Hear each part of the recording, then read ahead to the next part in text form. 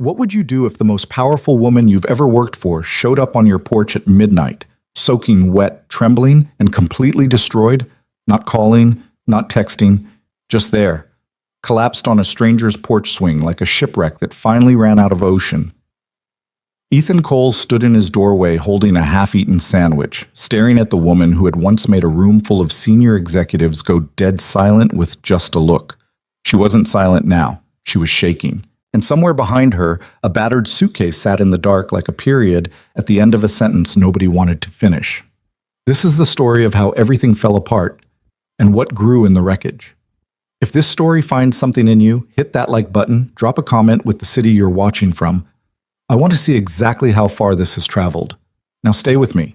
Every word of this matters. The night Ethan Cole came home to find his boss asleep on his porch swing, he had been awake for 22 hours straight. He sat in his car for a full minute after he pulled into the driveway, engine idling, forehead almost touching the steering wheel. The firm's deadline for the Hargrove proposal had devoured the last 3 days of his life, and he had nothing left. No second wind, no quiet satisfaction of a job well done. Just the hollow, gritty feeling behind his eyes that told him he was running on fumes and bad vending machine coffee. His house was small. He knew it every time he pulled up to it. A narrow two-story on Willow Creek Lane with a porch that leaned slightly to the left and paint that had been peeling around the shutters since the previous spring. The landlord had promised to fix it in October. It was now January. The paint was still peeling, but the porch light was on. He always left it on for Lily. And in the amber glow of that single bulb, he saw the shape. At first he thought it was bags. Someone had left bags on his porch. He cut the engine and got out slowly, the cold air knifing through his coat the second he opened the door. The street was quiet.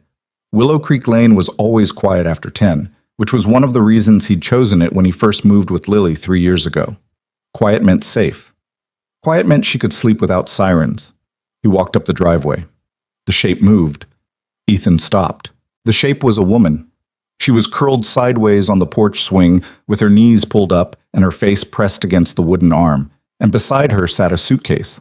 A nice one, Italian leather by the look of it, though the corner had been bashed in and one of the wheels was cracked clean off. Her coat was dark and expensive. Her shoes had 3-inch heels and were completely wrong for January. One of her earrings was missing. He took 3 more steps up the porch and then stopped again, because he recognized her. It took a moment. She looked nothing like herself. But he knew that jaw, that posture, even in sleep. He'd spent 2 years watching her walk into conference rooms and immediately own every cubic inch of air inside them. "Ms. Arden?" She didn't move. "Ms. Arden."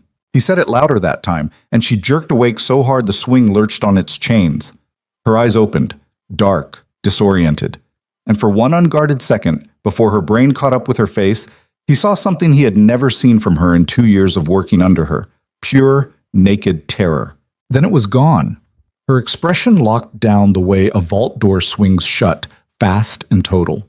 She sat up straight and put both feet on the ground and looked at him the way she always looked at junior architects, like she was measuring whether they were worth the next 3 seconds of her attention. "Ethan." Her voice was steady, controlled. The voice she used when she was telling contractors their timelines were unacceptable. "Yeah," he said. A silence. "You live here?" It wasn't a question. She'd already confirmed it somehow. Or she'd been sitting here long enough to figure it out on her own. "I do." He glanced at the suitcase. "Do you want to tell me what's going on?" She opened her mouth, closed it, looked away. Vanessa Arden, CEO of Arden Silas Development Group, one of the most successful real estate development firms on the eastern seaboard, looked away from him and pressed her lips together like she was trying to hold something back through sheer force of jaw pressure. "I needed somewhere to sit down," she said finally. "You needed somewhere to sit down," he repeated. "I'm aware of how that sounds." "Okay?" He shifted his weight. "How long have you been out here?" She glanced at her watch, a slim gold thing, elegant, probably cost more than his monthly rent. "About 4 hours." Ethan stared at her. The temperature had dropped into the low 30s after sundown. She wasn't wearing gloves. He could see from where he stood that her hands were pale and slightly bluish at the fingertips. "Come inside," he said. "That's not necessary. Ms. Arden, your hands are turning blue. Come inside." She looked at her hands. Something in her face shifted. Not the vault door this time, something different. Something that looked almost like she'd forgotten, for a moment, that her hands were attached to her body. "All right," she said quietly. The first thing Ethan did when they got inside was check on Lily. His daughter was 7, and she slept the way 7-year-olds sleep when they feel safe. Fully committed, limbs everywhere, one foot hanging off the edge of the mattress, and her stuffed rabbit squashed under her chin. Mrs. Patterson from next door had been watching her, and had left a note on the kitchen counter. She ate 2 bites of dinner and then tried to negotiate a later bedtime. I held firm. MP. He pulled Lily's blanket back up over her foot and stood there for a second in the dark, just listening to her breathe. It was something he did every night when he got home late. Just stood there. Just listened. It was the only thing in his life that reliably made him feel like the ground was solid. Then he went back to the kitchen. Vanessa was standing near the table with her arms crossed and her coat still on, looking at the kitchen the way people look at rooms they're trying to memorize in case they need to describe them later. The kitchen was cluttered in the specific way of a house where one person was doing everything. Dishes in the drying rack, a crayon drawing half finished on the corner of the table, a sticky note on the fridge that said, "Permission slip," in Ethan's handwriting with 3 exclamation points because he'd already forgotten it twice. He filled the kettle and put it on. "Sit down," he said without turning around. She didn't move. He could feel her not moving. "I'm not going to bite you," he said, "and I'm not going to ask anything yet. Just sit down." A chair scraped against the linoleum. He took that as a win. He found the tea bags at the back of the second cabinet. The good ones, the chamomile that Lily's pediatrician had recommended when she went through a sleep anxiety phase last year, and dropped 2 into a mug. He pulled out the bread, checked it for mold, found it clean. He had half a block of cheddar and some leftover turkey in the fridge. It wasn't much. He started making sandwiches anyway because he needed something to do with his hands. The kitchen was quiet except for the kettle's slow build toward a boil and the refrigerator's low hum. "This is a nice street," Vanessa said behind him. "It's a quiet street," he said. "There's a difference." "I meant—" She stopped. "Yes. All right." The kettle clicked. He poured the water, brought the mug to the table, set it down in front of her. She was sitting with her coat still buttoned and her posture was still correct. Vanessa Arden had probably never in her adult life sat with bad posture. But her face was something else entirely. He'd seen faces like that on people who'd just been in accidents. That specific kind of exhaustion where your body is still standing, but something essential inside it had finally given out. He went back to the counter and finished the sandwiches. "You don't have to feed me," she said. "I'm feeding myself too. It's not charity." He brought both plates to the table and sat down across from her. "Eat something." She looked at the sandwich. Plain sourdough, turkey, cheddar, a little mustard because he'd grabbed the wrong bottle. Nothing impressive. Nothing that would have appeared on the menu of any restaurant she'd been to in the last decade, he was certain. She picked it up and took a bite. He watched her eyes close for just a fraction of a second, the way eyes do when something that the body needs finally arrives. They ate in silence. He didn't push it. He'd learned, raising Lily through her first years of school, that some silences needed to be waited out and not filled. Fill them too fast and you lose whatever was about to come.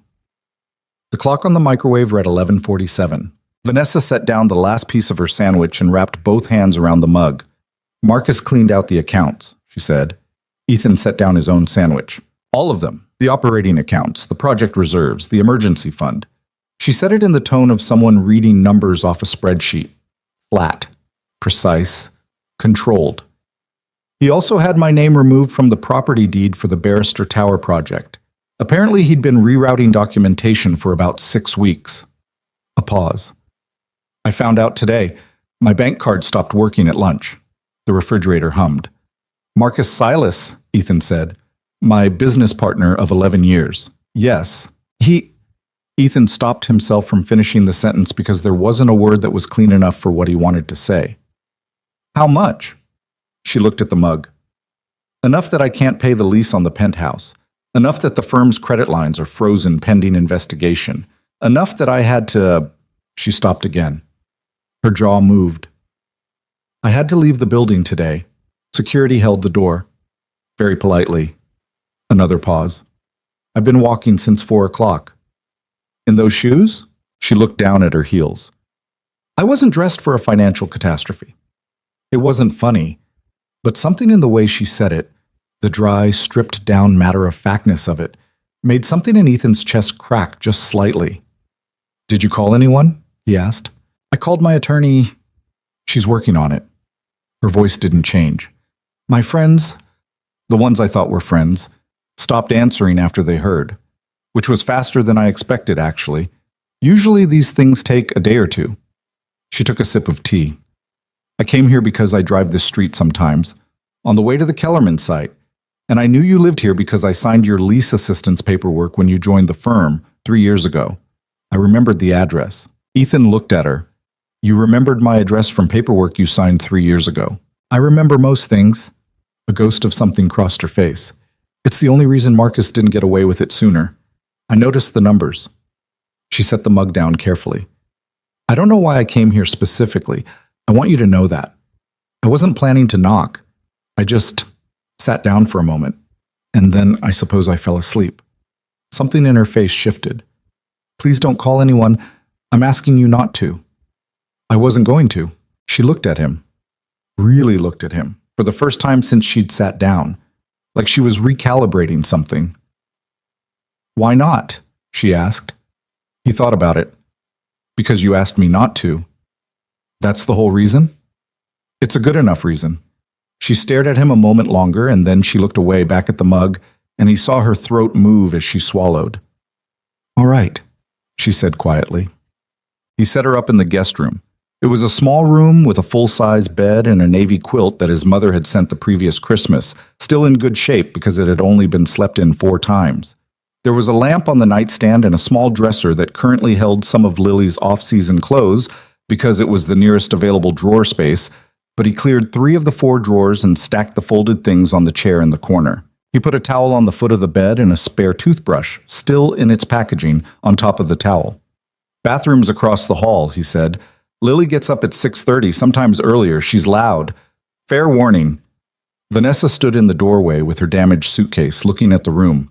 The lamp was on. The navy quilt was turned down on one side because he'd done it automatically, the same way he did it for guests who stayed over.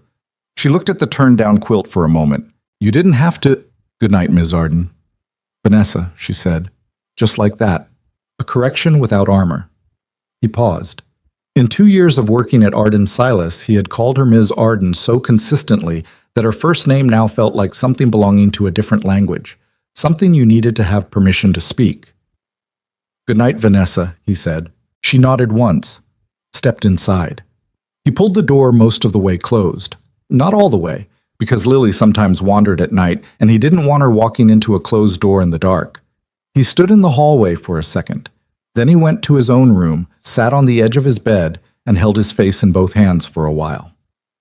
He didn't sleep well, not because of her specifically, but because of the specific kind of alertness that comes with having someone new in the house. The way your sleeping brain keeps one eye open, tracking the unfamiliar, listening for sounds that don't belong to your normal inventory of nighttime noises.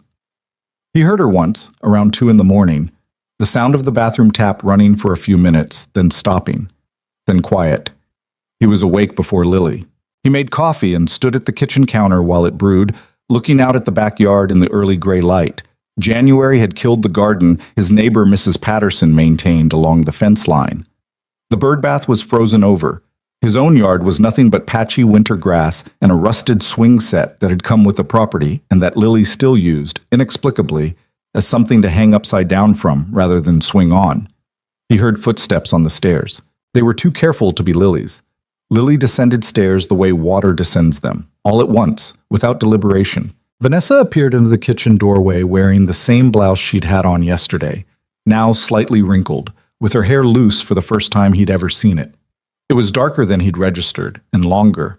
She wore it up at the office without exception, that precise low knot at the back of her neck that said, "I have thought carefully about what I project." Loose, it fell to her shoulders and made her look like a different person.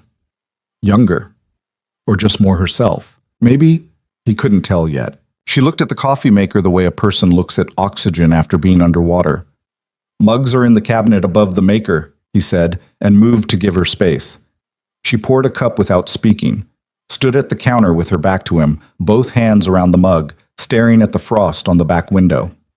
"How do you take it?" she said finally. He blinked. "What?" "Your coffee. I poured the last of it. I can make more." "Black." He paused. "I've got a second bag." She moved to let him past. He found the bag, started a new pot, and they stood on opposite sides of the kitchen for a moment, with the specific awkwardness of two people who have never shared a domestic space and aren't sure where the lines are.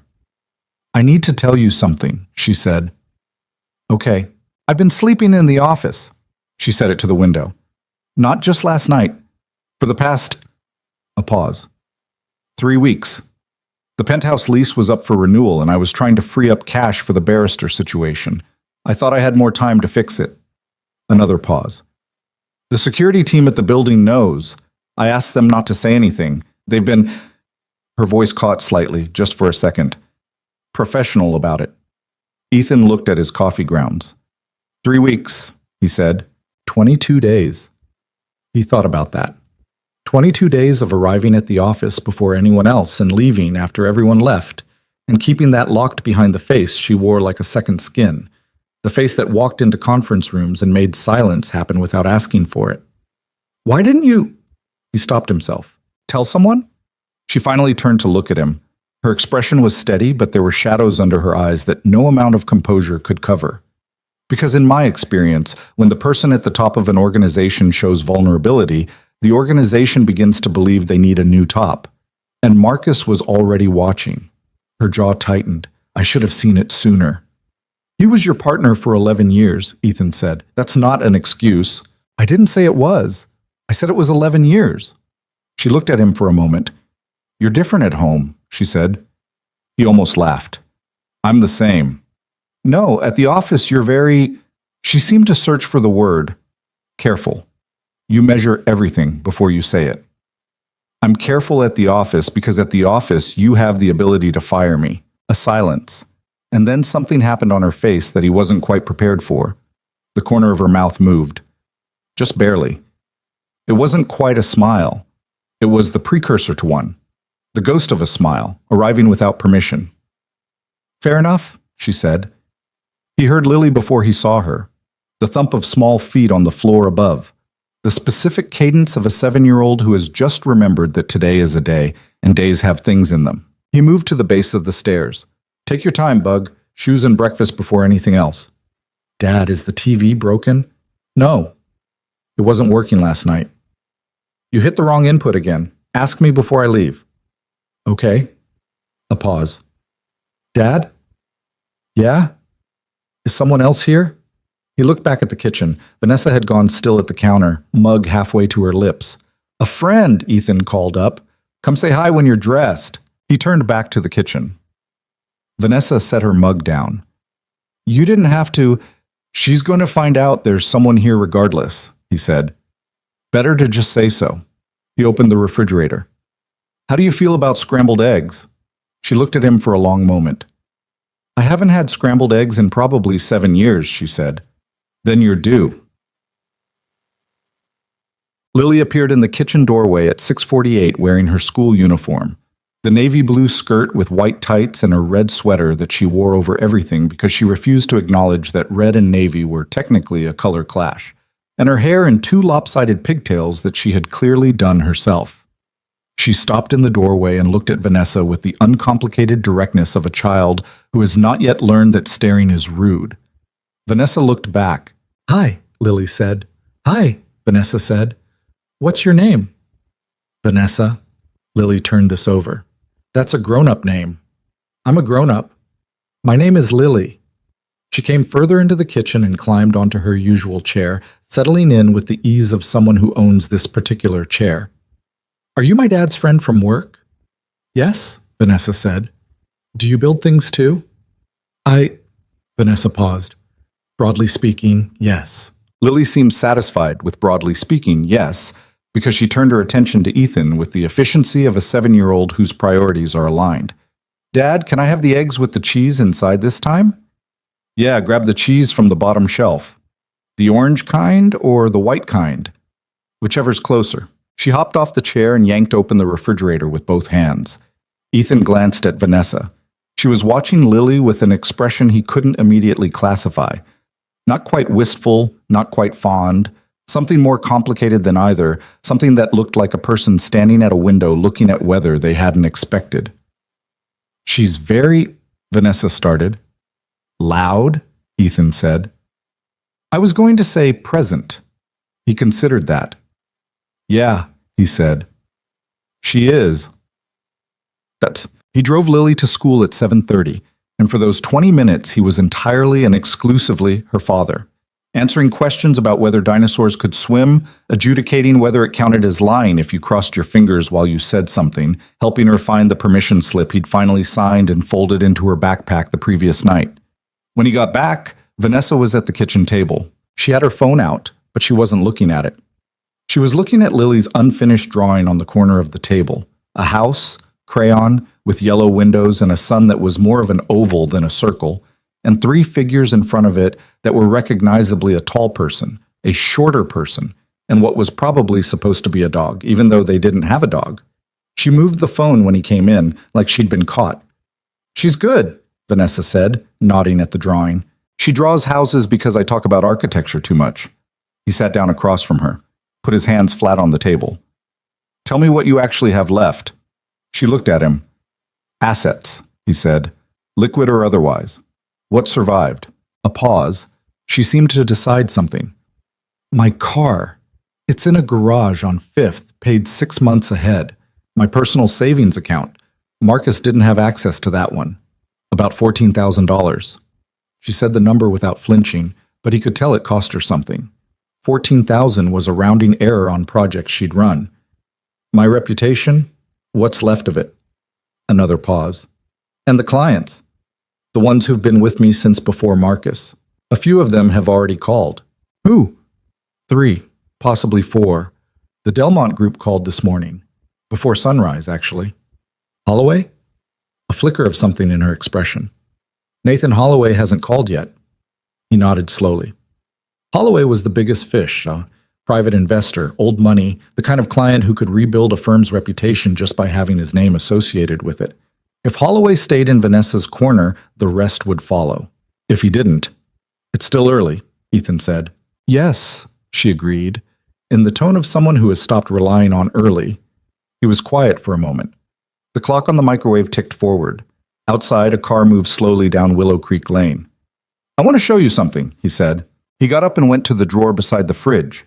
The junk drawer, technically, the one that accumulated everything that didn't have a better place, and found the folder.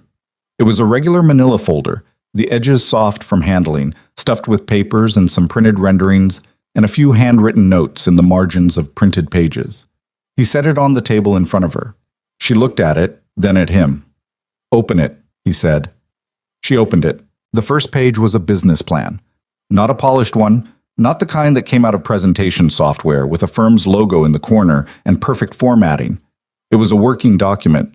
You could see where he'd changed his mind, where sections had been added and rearranged, where the margins had been filled in with second thoughts. But it was thorough. It was more thorough than it appeared. She read it without speaking. The clock moved. Somewhere down the street, a dog barked twice and stopped. She turned pages slowly. The plan. The financial projections. Conservative, which surprised her. The target client profiles. The design philosophy, which he'd written in plain language. Almost conversational. None of the language that real estate development firms use to impress each other. Homes that feel like decisions people made rather than products they purchased. Architecture with emotional vocabulary. Spaces that know what they're for. She turned the last page. "How long have you been working on this?" she asked. "About 8 months." She looked at the folder. "You were going to leave the firm." "Yes." "When?" "March." A pause. "I gave myself until March to decide. I have a daughter and I'm the only income, so I needed to be..." He stopped. "I needed to be careful." She closed the folder. "This is good," she said. It wasn't the compliment it might have sounded like, because she said it the same way she said everything, with specificity, without warmth for warmth's sake. It meant what it said, nothing more.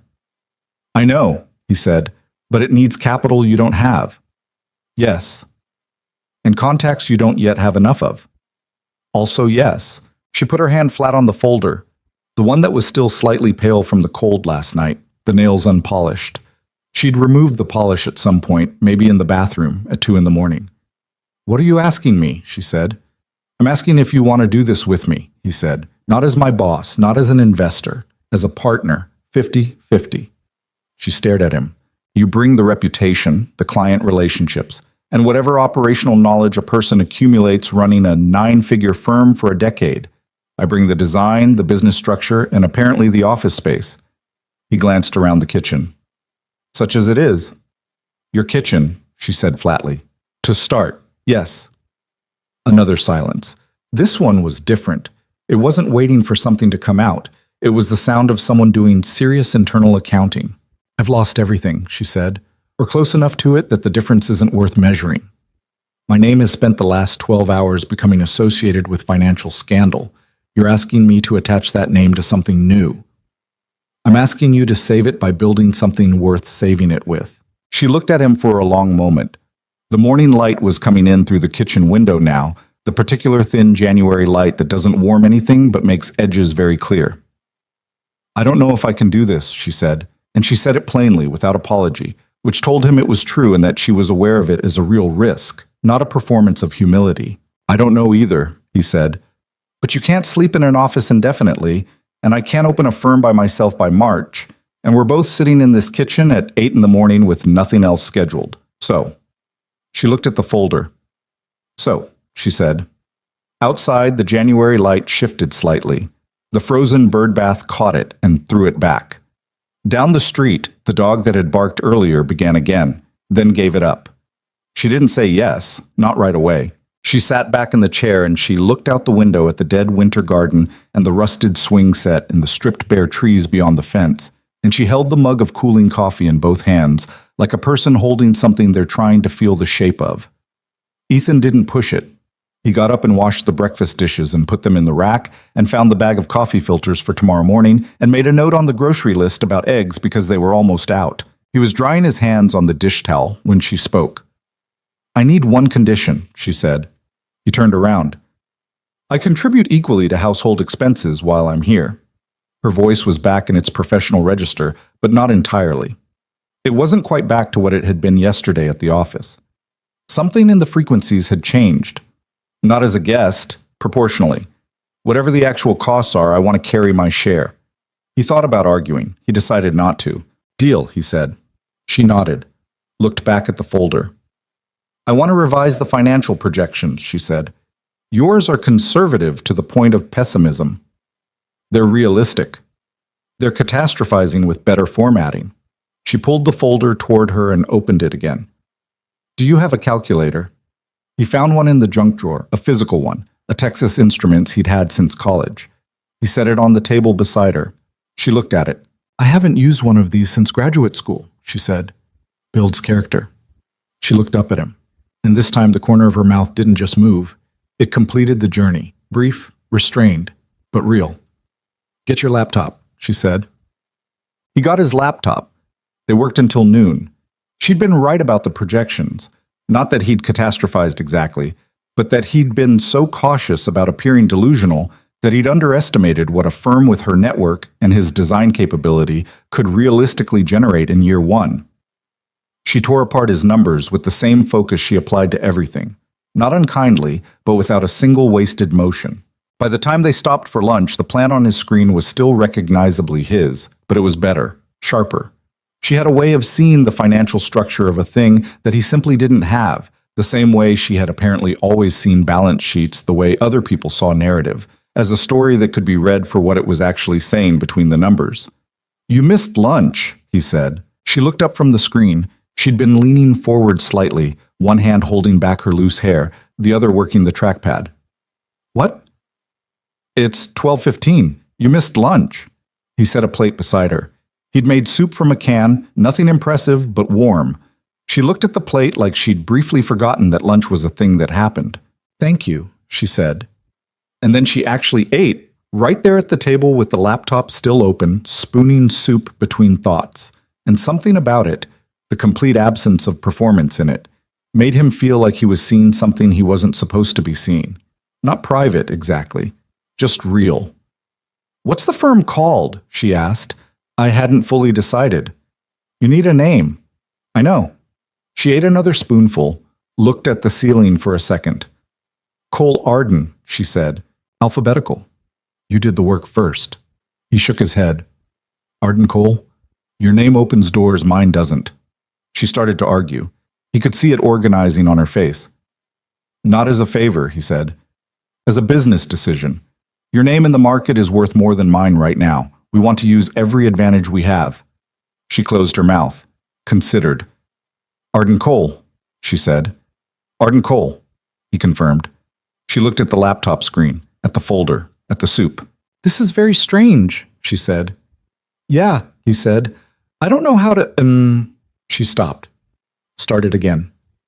"I'm not accustomed to—" "I know," he said. She looked at him. "You don't have to explain it," he said. "Just eat your soup." She ate her soup. Outside on Willow Creek Lane, the January cold held on, the way January always does, stubborn and specific. But in the kitchen, the radiator clicked steadily, and the light was warmer than it had been in the morning, and the folder sat open on the table between them with both their handwriting on it now. A small piece of evidence that two people had been in the same room, making something, instead of being alone.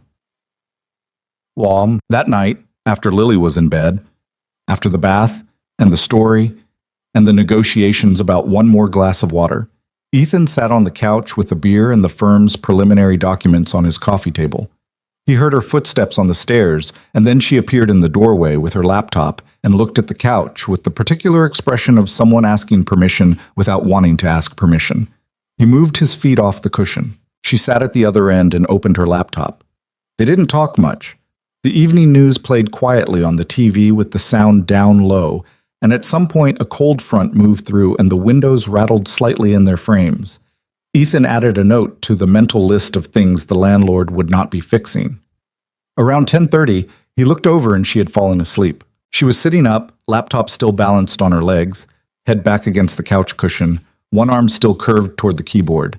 She'd been going on nearly no sleep for days, probably weeks, really, if he was being honest about what sleeping in an office actually meant for sleep quality. He closed her laptop carefully, set it on the coffee table, found the navy throw blanket Lily used for movie nights and put it over her, which required a degree of stealth he wasn't sure he had, but she didn't wake. He turned off the living room light. He stood in the doorway for a second, in the dark, looking at the shape of her under the blue blanket on his couch. This woman who had walked into every room he'd ever been in with her, as though she were carrying the room's weather with her, who had signed his lease paperwork 3 years ago and never called him by his first name until 11:30 last night, who had memorized his address and come here because she was out of options, and also, he suspected, because something had known that here was a place that was not going to be worse. He turned off the hall light and went to bed. In the guest room, the room she would eventually move into properly, the room that in 6 months would have her notebooks on the dresser and her reading glasses on the nightstand. Her suitcase sat against the wall with the cracked wheel on the floor, still packed, the latches still done up. She hadn't unpacked. Not yet. But the light in the kitchen stayed on that night the way it always did. The small one above the stove, the one Ethan left burning for Lily in case she woke and needed to find her way. It lit the folder on the table, both their handwriting. One plan, the beginning of something that neither of them had names for yet. The folder was still on the kitchen table when Ethan came downstairs the next morning. He noticed it before he noticed anything else. Before the coffee maker, before the gray light coming through the window, before the sound of water running somewhere upstairs. It was still open to the page where they'd stopped, and there were new handwritten notes in the margins that hadn't been there when he went to bed. Her handwriting was nothing like what he would have guessed. He'd expected something architectural and controlled, the kind of printing that looks like it was designed. Instead, it was fast and slightly tilted. Letters that leaned into each other as if they were having a private conversation, numbers circled and then circled again. She'd been up before him. She'd worked through part of the night. He stood in the kitchen in his socks looking at the folder and felt something he didn't have a clean word for. Not quite gratitude. Not quite the thing that comes before concern. Something in between. The specific feeling of realizing that someone you thought you had at arm's length has quietly moved closer without either of you making a decision about it. He started the coffee. Upstairs, the water stopped. He heard footsteps, careful ones, and then silence. She was getting dressed, getting ready to face whatever the second day looked like, which was probably a version of the first day, but with fewer illusions left intact. By the time she appeared in the kitchen doorway, he had 2 mugs on the table and a pan heating on the stove. She was wearing the blouse again, pressed this time. She'd used the iron he'd forgotten he owned, the one at the back of the linen closet. Her hair was up. The knot was back. She looked closer to the person he knew from work, except that the person he knew from work had never stood in a small kitchen in January with exhaustion this visible under her eyes, and accepted coffee from a junior employee without saying anything that established hierarchy. She sat down, pulled the folder toward her, looked at what she'd written the previous night. "The Callaway projection is still wrong," she said. "Good morning," he said. She looked up. Something crossed her face, a brief acknowledgement that she'd skipped something. "Good morning," she said. "The Callaway projection is still wrong." "Which part?" "The revenue timeline.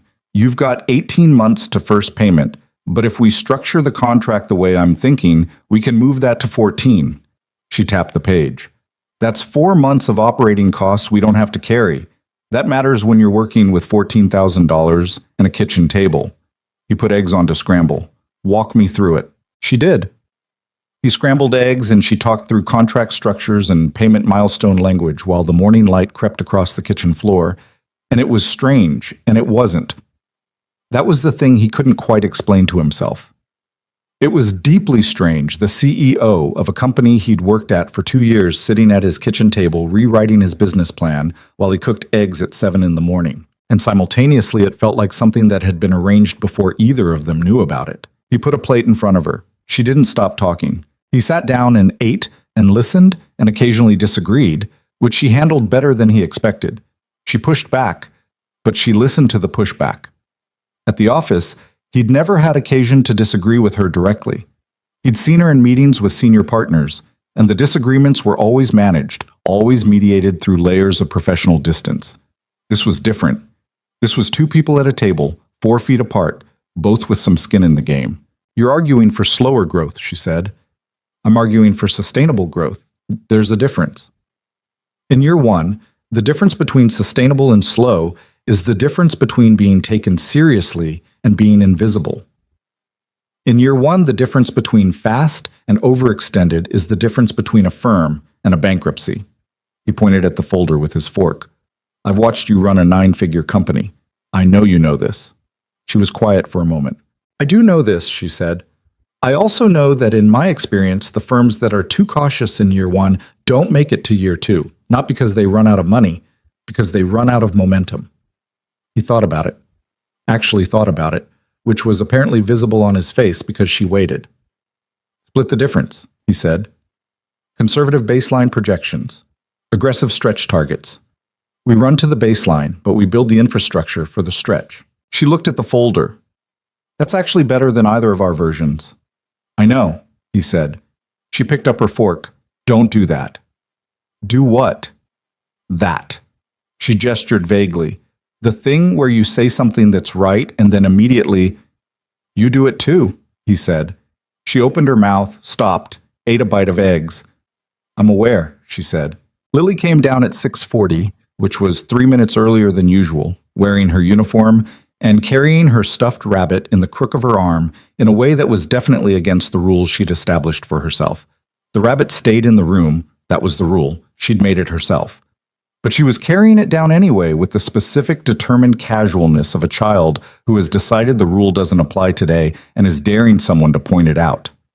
Nobody pointed it out. She climbed into her chair and looked at Vanessa with the same direct look as the morning before, and then she looked at the folder open on the table between the adults. "Is that work?" she asked. "Yes," Ethan said. "You work at home now?" "Sometimes." Lily considered this. Then she looked at Vanessa.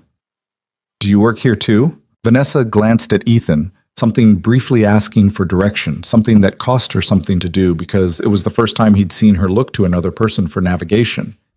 He gave a small nod. "For now," Vanessa said. "Yes."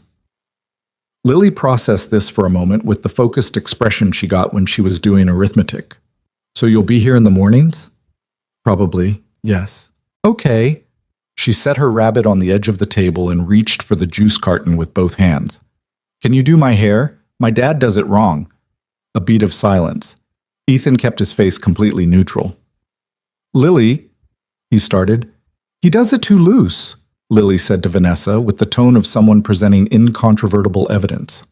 It falls out before lunch every time. Vanessa looked at the girl, then at Ethan. There was a fraction of a second where he thought she might retreat behind the professional face, might find a diplomatic way to sidestep this request from a 7-year-old about hair elastics. She didn't. After breakfast, Vanessa said, Eat first. Lily seemed perfectly satisfied with this. She reached for her toast. Ethan looked at Vanessa. She was already looking back down at the folder, but her jaw wasn't quite as set as it had been 60 seconds ago. He got up to refill his coffee, and he allowed himself, with his back to the table, a small and private thing that might have been the beginning of hope. He drove Lily to school at 7:30 with her hair in 2 tight French braids that Ethan could not have produced under any circumstances, and that Lily had examined in the bathroom mirror with the satisfied expression of someone whose complaint has finally been addressed. When he got back, Vanessa was on the phone. She was standing at the back window with her free hand braced against the frame, and he knew from the way she was standing, the specific set of her shoulders, the way her weight had shifted to one hip, that it wasn't good news. He poured a coffee, moved to the living room to give her the kitchen, and listened to the shape of the conversation without the words. When she came into the living room, she set her phone on the coffee table with a quietness that was different from careful. It was the quietness of someone managing a reaction. Holloway? He asked. His assistant, she said. He's not taking calls. From me, specifically. A pause. She said it very politely. Ethan looked at his coffee. He'll come around, he said, and then, because he told himself he wasn't going to say empty things. Or he won't. Either way, the firm's foundation can't rest on one client. She looked at him. That's not... She stopped.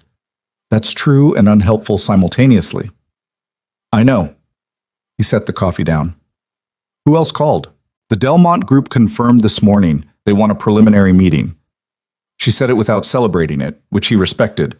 One client was not a trajectory.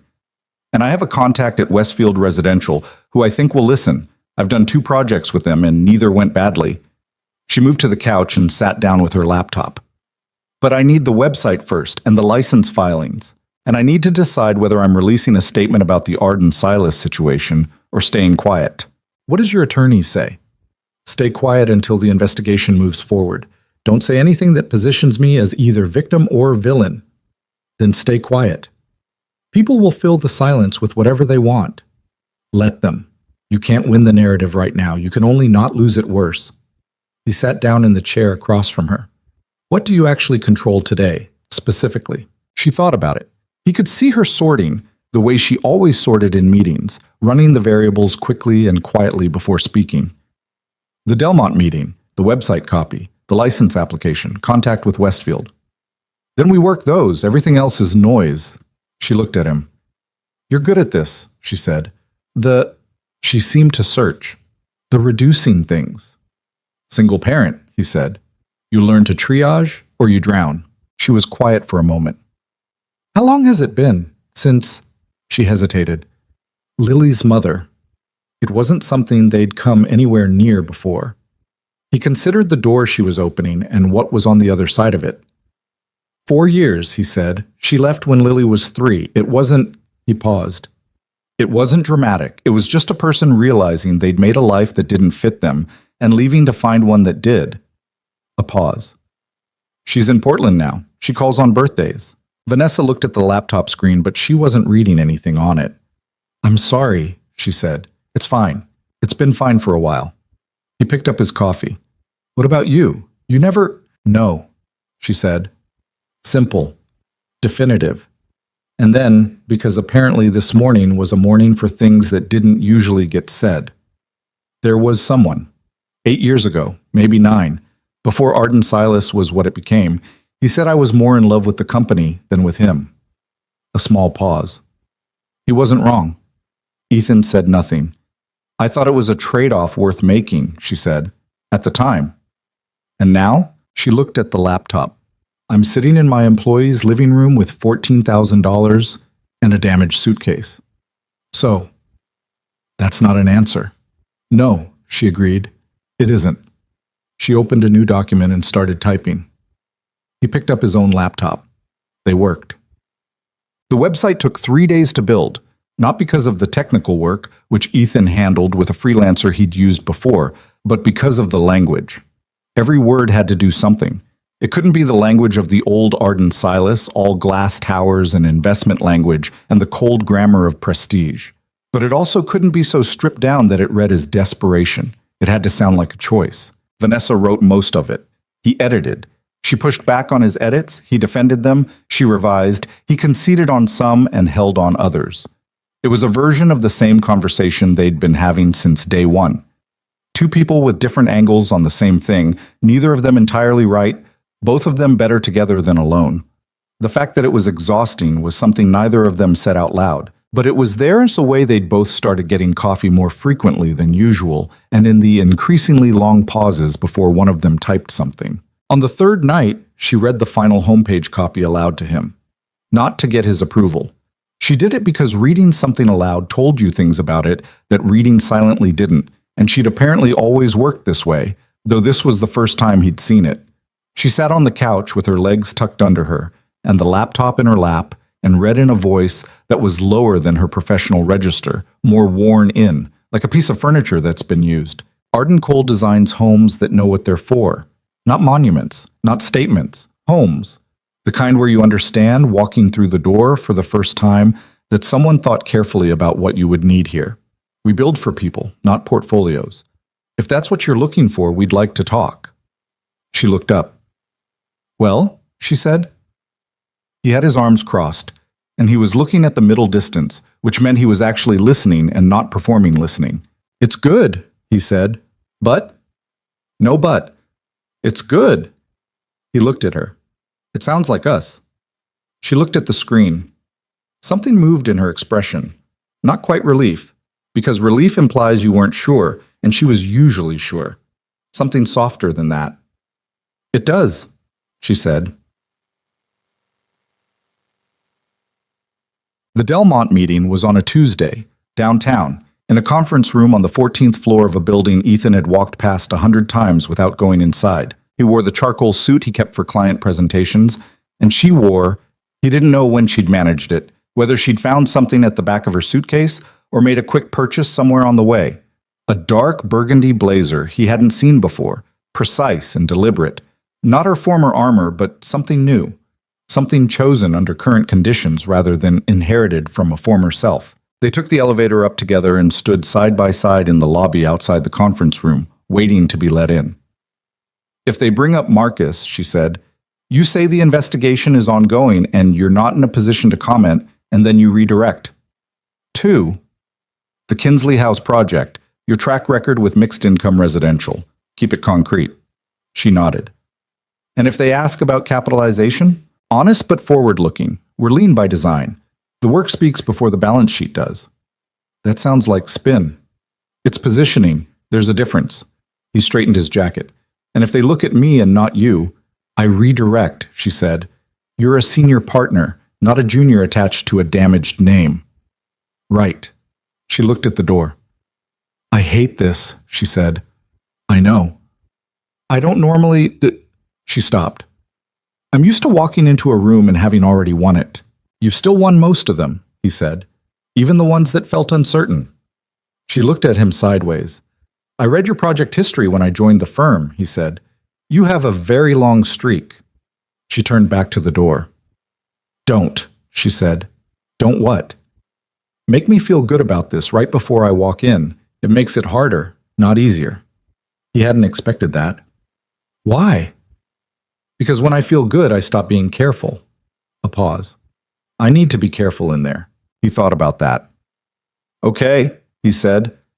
You look tired, and the presentation has a font inconsistency on slide 7. She turned to stare at him. Go be careful, he said. Something happened on her face, a suppressed thing, a thing that if it had been anyone else would have been a laugh.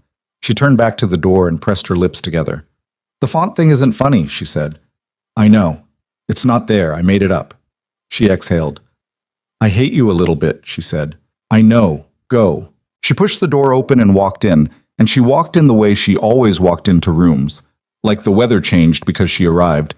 And Ethan came in 2 steps behind her and watched the people at the table recalibrate in real time. She was still that person. She was still exactly that person. He just hadn't known before this week what it cost her to be Otakits. The meeting ran 90 minutes. It should have run 60. The extra 30 minutes were because Richard Delmont, who was 62 and had the specific energy of a man who had made a lot of money by trusting his instincts about other people, started asking questions about the Arden Cole design philosophy that weren't part of the presentation. He wanted to understand it. He kept coming back to the website language she had read aloud on the couch 3 nights before. Homes that know what they're for, he said, rolling it around. That's doing something. Most firms say something like elevated residential experience, community integrated architecture. You know, the language. He waved his hand dismissively. This doesn't sound like that. It isn't that, Vanessa said. Why not? Most people in your position would play it safe, standard language. Most people in my position, she said, don't have the freedom to stop playing it safe. She said it with the precision of someone who has stopped pretending, and Delmont looked at her for a moment and then nodded like something had been confirmed. The Kellerman situation, he said. The investigation is ongoing. I'm not asking about the investigation. I'm asking about you. He looked at her directly. You've been in the room with me 6 times over 4 years. You always knew what I was going to say before I said it. A pause. Did you see any of this coming?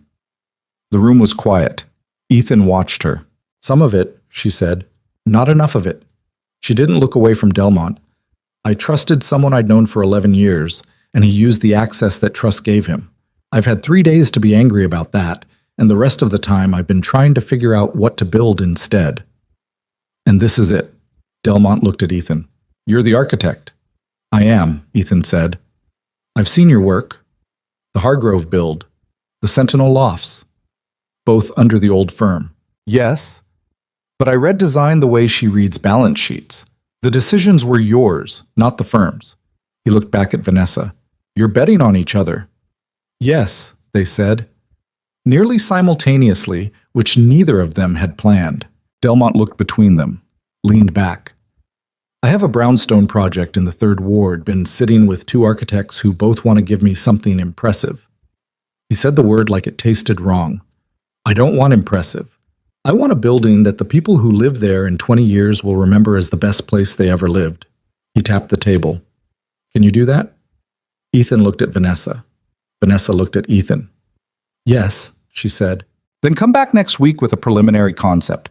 Not a full proposal. Just enough to show me you understand the building before you design it. He stood up. They stood. I'm not doing this as charity, Delmont said as he shook their hands. I'm doing it because I've been in this business long enough to know that the right person at the wrong time is still the right person. He held Vanessa's hand a second longer. Figure out what you need and get it. Don't waste time being damaged. She held his gaze. I'm not damaged, she said quietly. He smiled, deep. Not warmly exactly, but with the particular respect of one direct person recognizing another. No, he said. I don't suppose you are. They took the elevator down and walked out onto the street and stood on the sidewalk in the January cold while traffic moved past them and people flowed around them and the city continued in all its ordinary motion, and neither of them said anything for a moment. Then Vanessa made a sound. It was small. It was brief.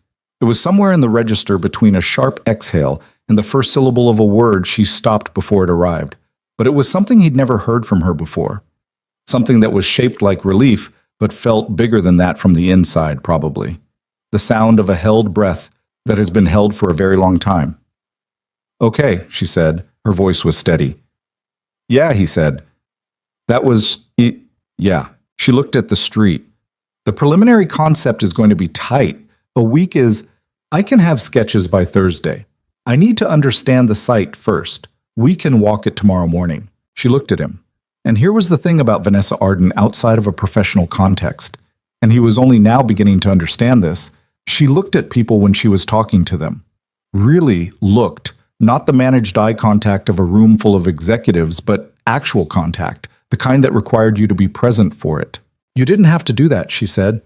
In there, the positioning work, the prep, you came in as my partner, not as, she seemed to find the right word, not as a support structure.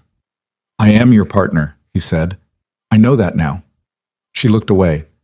I wasn't sure I believed it until just now. He didn't know what to say to that, so he said something practical instead. We need to celebrate.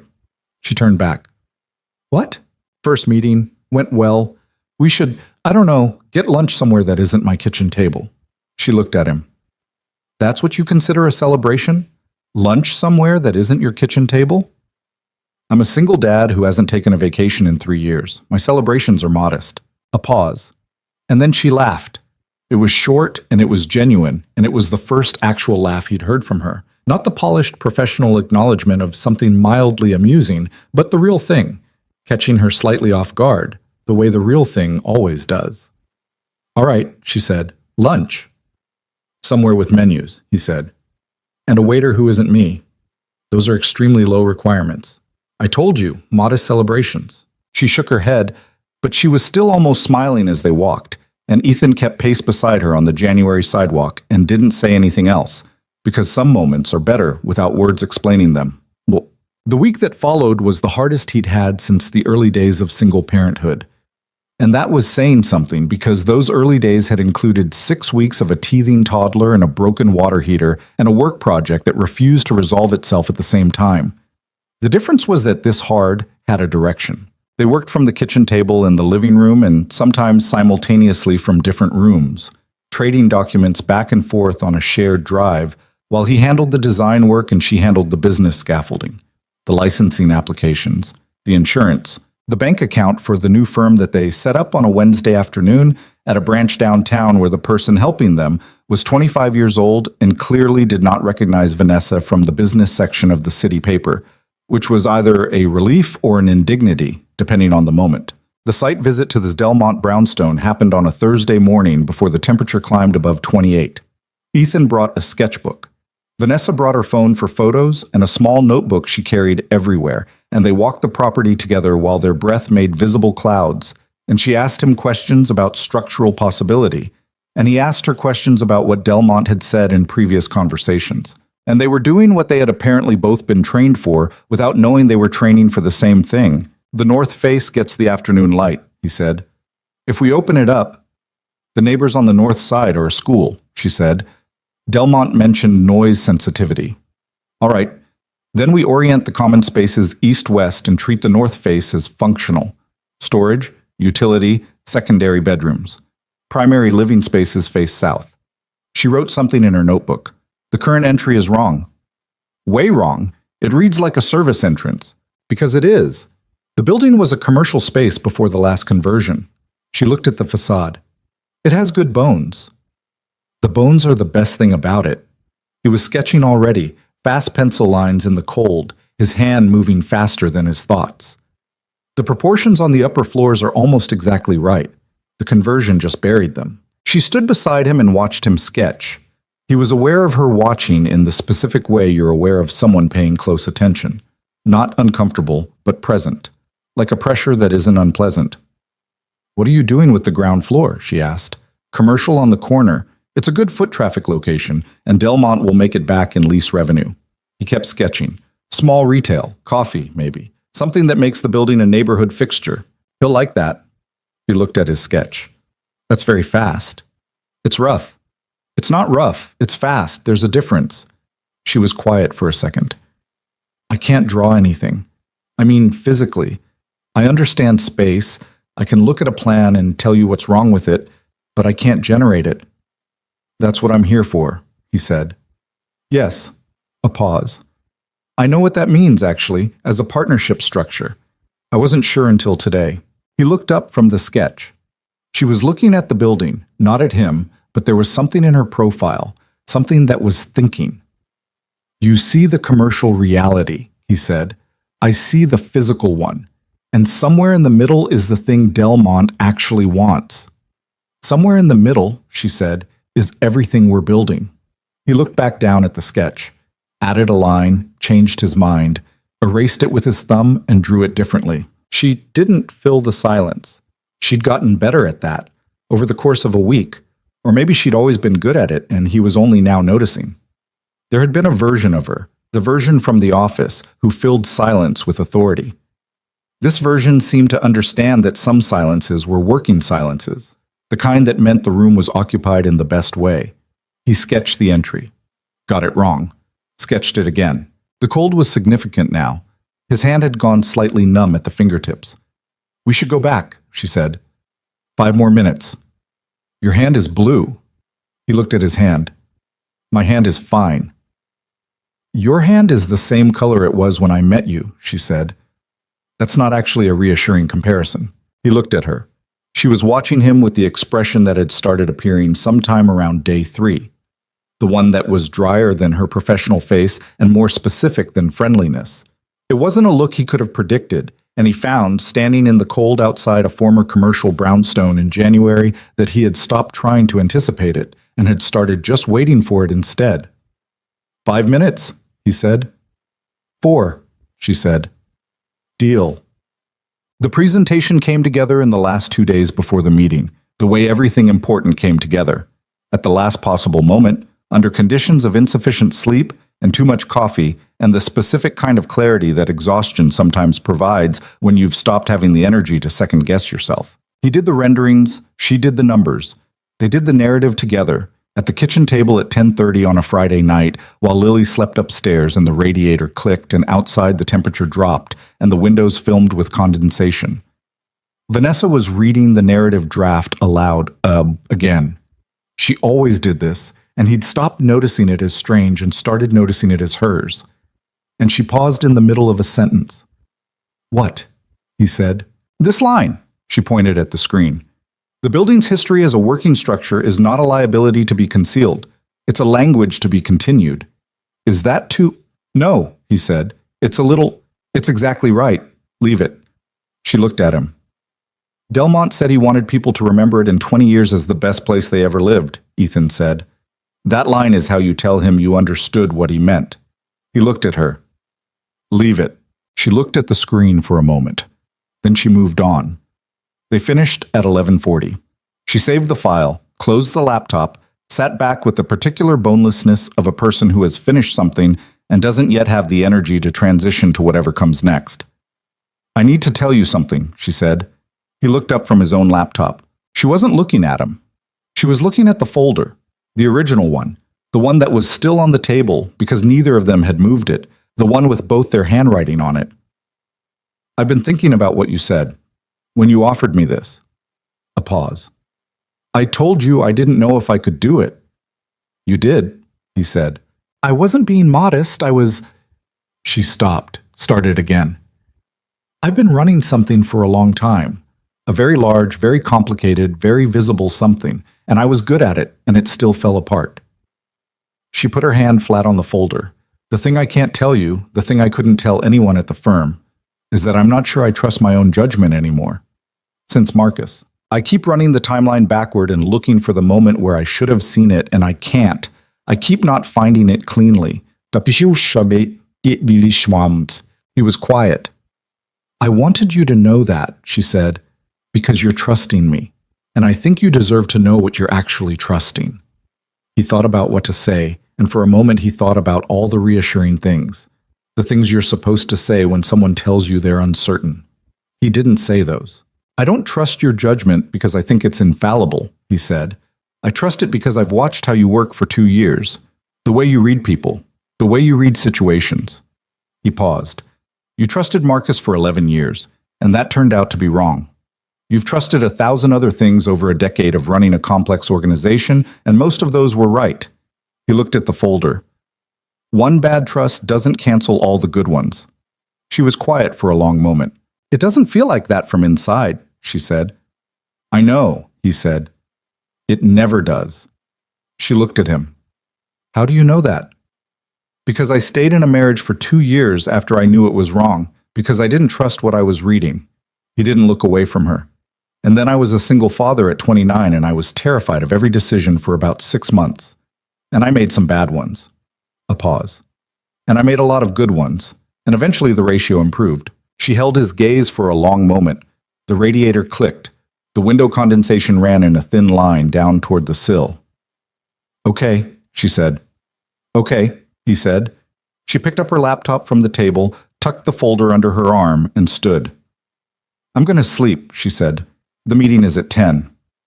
I know. Don't stay up revising things. I wasn't. You were going to. She was already moving toward the stairs. The presentation is good. Sleep. He looked at his laptop. She wasn't wrong. Good night, Vanessa, he said. She paused at the bottom of the stairs. Not long. Just a beat. Good night, Ethan, she said. He listened to her footsteps go up.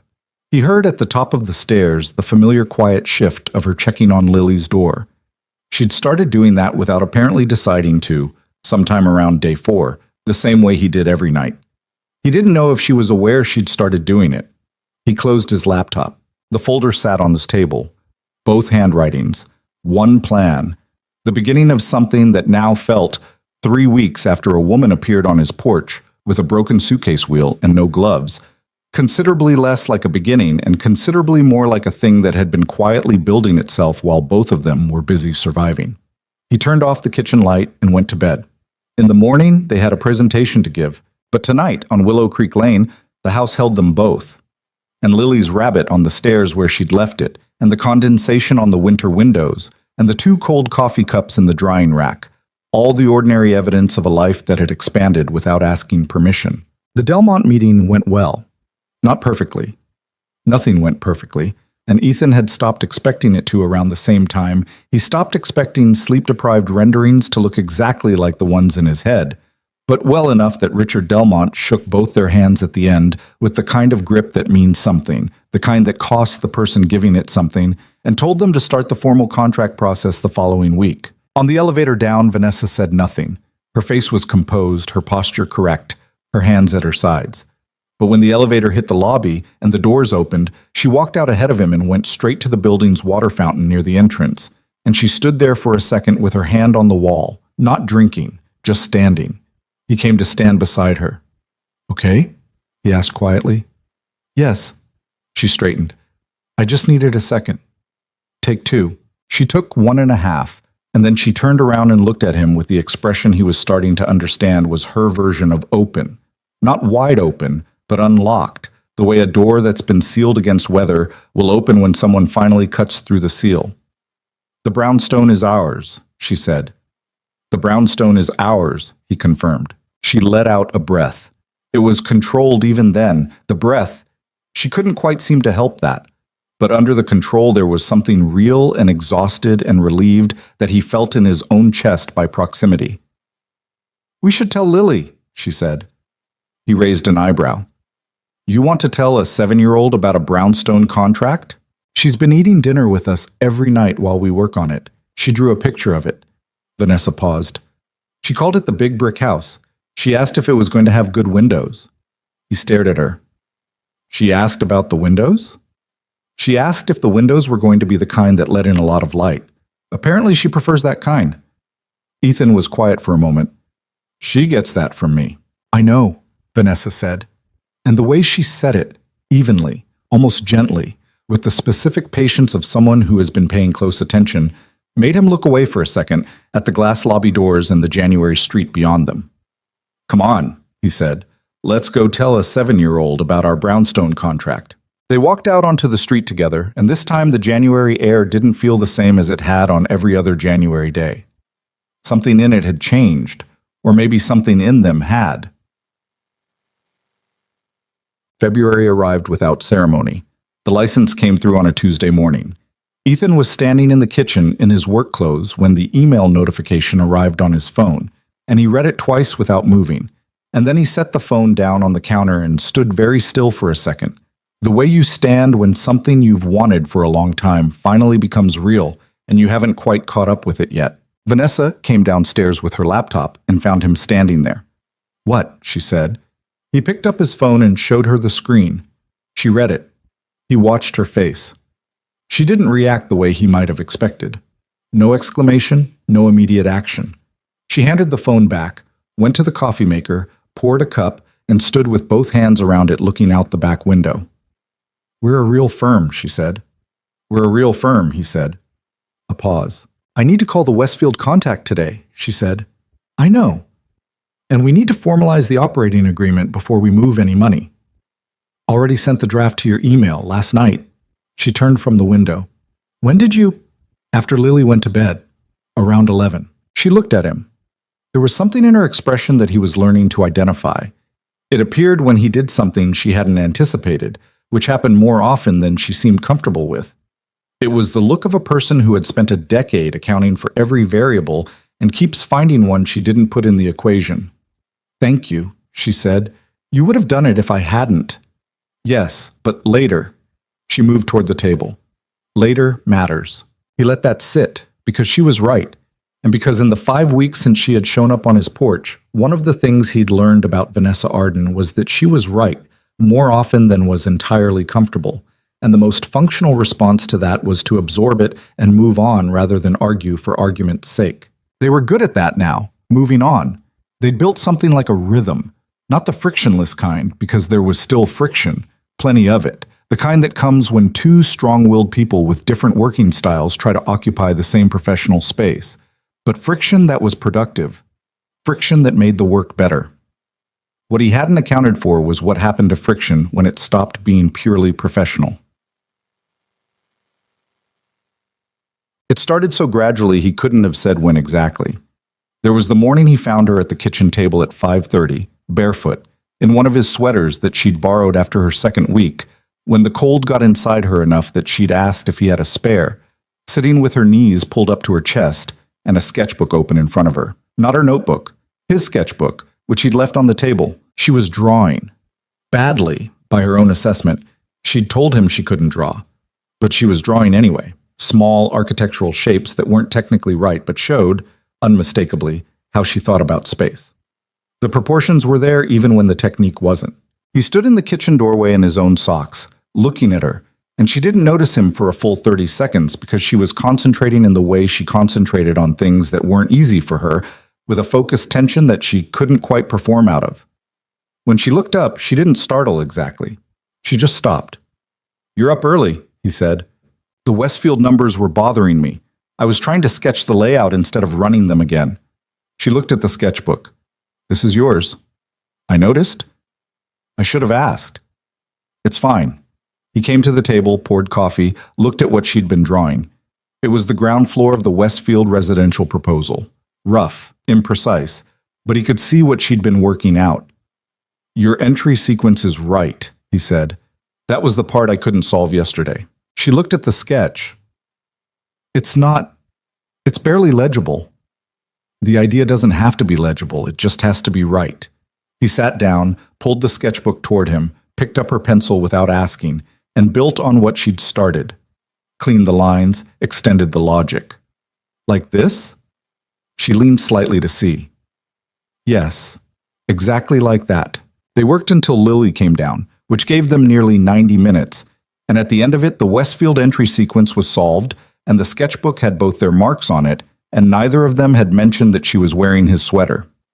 Then there was the board game incident, which was what he called it in his head, though incident was probably too strong a word for what was really just an evening that went somewhere he hadn't predicted. Lily had a board game, a strategy game, a modified version of something market researched for children aged 6 to 10 that was actually considerably harder than it appeared, and that Lily played with a focus that Ethan found both impressive and mildly alarming. She'd asked Vanessa to play, and Vanessa had agreed with the same thoughtful decisiveness she brought to everything. What he hadn't expected was how competitive she was. Not visibly, not in a way that would have been inappropriate given that her opponent was 7, but he could see it. He sat at the far end of the table working on the operating agreement revisions while Lily and Vanessa played across from each other, and he watched Vanessa's face across 45 minutes of a children's board game and saw the concentration there, genuine, specific, applied. She was not letting Lily win. She was playing the actual game and making the actual moves, and Lily, who also knew how to play the actual game, was playing back just as hard. When Lily won, and she did win, in the final turn, With a move that surprised both of them, she threw her arms up in the specific way of a child who has beaten someone they respect. Vanessa sat back in her chair and looked at the board. "I saw that coming 2 turns ago," she said. "No, you didn't," Lily said. "You're right. I didn't." Lily grinned. It was the wide, unself-conscious grin of a kid who has gotten something she really wanted. "You want a rematch?" Lily asked. "Absolutely not," Vanessa said. "It's past your bedtime." "Dad lets me stay up on Fridays." "That's negotiated separately." Bed. Lily looked at Vanessa with the expression she used when she was measuring the strength of a rule. Then she looked at Ethan. "Dad?" "What she said," Ethan said, without looking up from the operating agreement. A pause. "That's not fair," Lily said, but she was gathering the game pieces while she said it, which meant she'd already conceded. "Life is a rich tapestry," Ethan said. "What does that mean?" "It means go to bed." Lily took her rabbit from the chair where she'd left it and climbed the stairs with the dignity of someone who has lost a negotiation but intends to be impressive about it. When her footsteps faded, Vanessa stood and began putting the game back in the box. She did it the wrong way. She had clearly never actually returned a board game to its box in her adult life and was improvising. And Ethan watched her fit a piece in upside down for a moment before he got up and took the box from her and did it the right way, which involved a specific sequence he'd learned through repetition. She watched him do it. "She's extraordinary," Vanessa said. Just like that. Evenly, precisely, as though she was stating a measurement. He put the lid on the box. "I know. I mean specifically, not the way people say children are extraordinary because they're supposed to say that." She picked up the box and put it on the shelf. She thinks about things. She looks at people and she thinks. "She spends a lot of time with adults," he said. "It shapes you. You've done that alone for 4 years." "I've done everything alone for 4 years." He didn't say it as a complaint. It was just a fact, the kind of fact that lives in a room with you so long you stop seeing it. She looked at him across the game shelf. "It shows in her," she said. He didn't know what to say to that. It landed somewhere specific, in the place where the things you've done right live, which is always smaller and quieter than the place where the things you've done wrong live. "Good night," he said. "Good night," she said. He went to his room. She went to hers. And in the morning, when he came downstairs, she'd made the coffee before he got there, and she'd left his mug in the exact position he always left it, to the right of the machine, handle facing left, without him ever having told her which position that was. The work accelerated through February. The Delmont brownstone was officially contracted. The Westfield proposal was submitted and 3 weeks later accepted. 2 units. The first serious residential job that was genuinely theirs, rather than inherited from old connections. Vanessa's attorney called mid-month with news that the investigation into Marcus Silas had produced enough documented evidence that the civil case was likely to result in significant recovery. Not everything, not anywhere near the scale of what had been taken, but enough to begin stabilizing what had been Vanessa's personal financial position. She told Ethan over dinner on a Wednesday night, which had somewhere in the preceding weeks become a thing they did. The 3 of them at the kitchen table for dinner. Lily eating and usually talking and occasionally drawing on the corner of her placemat. Ethan and Vanessa eating and occasionally talking and always, in some portion of their attention, working.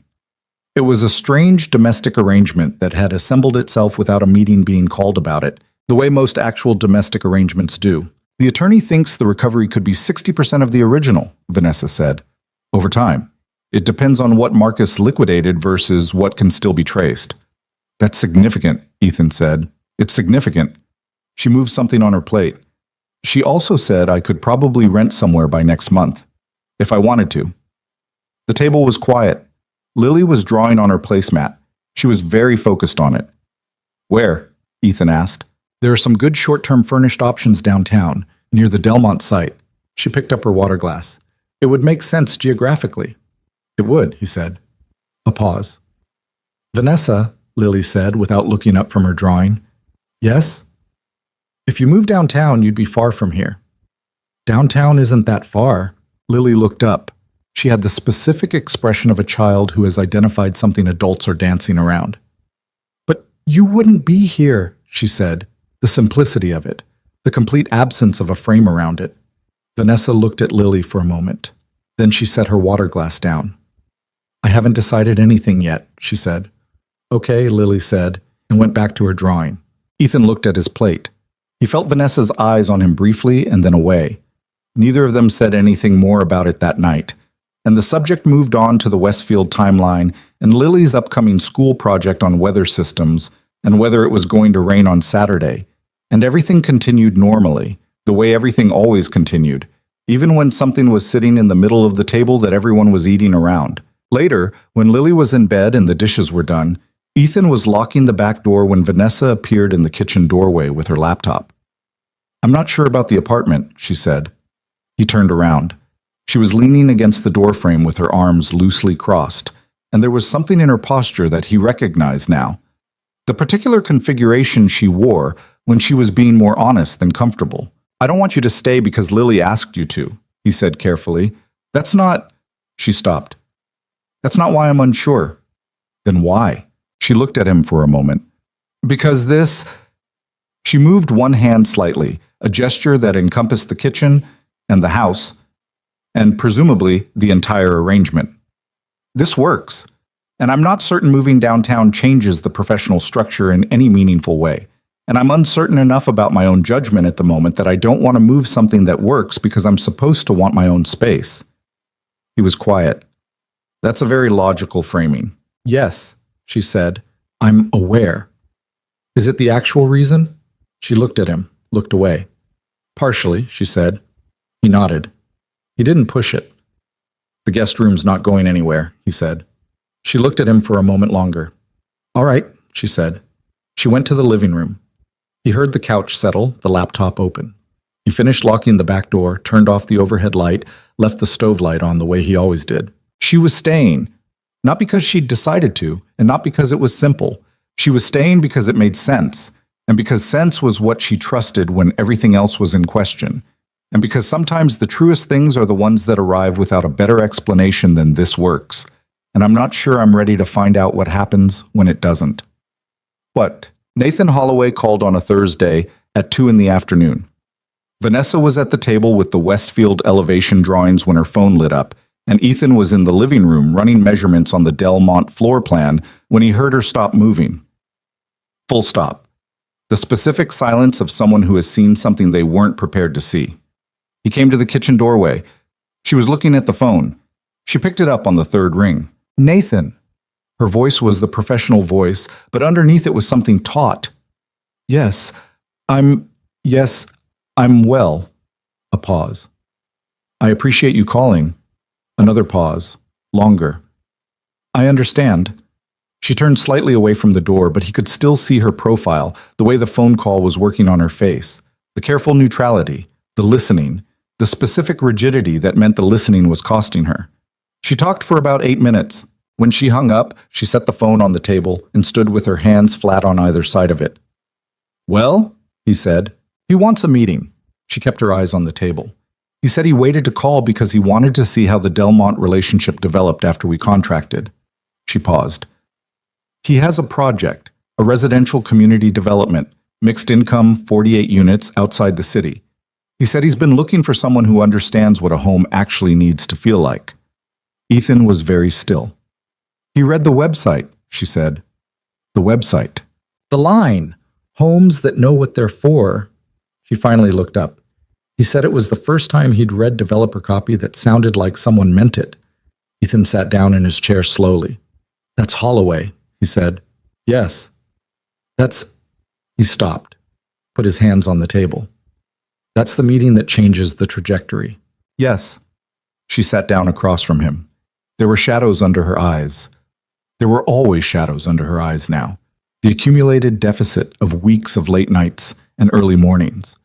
But underneath them, something was burning that hadn't been there when he found her on the porch swing in January. Something that looked like a person finding out they still exist. You okay?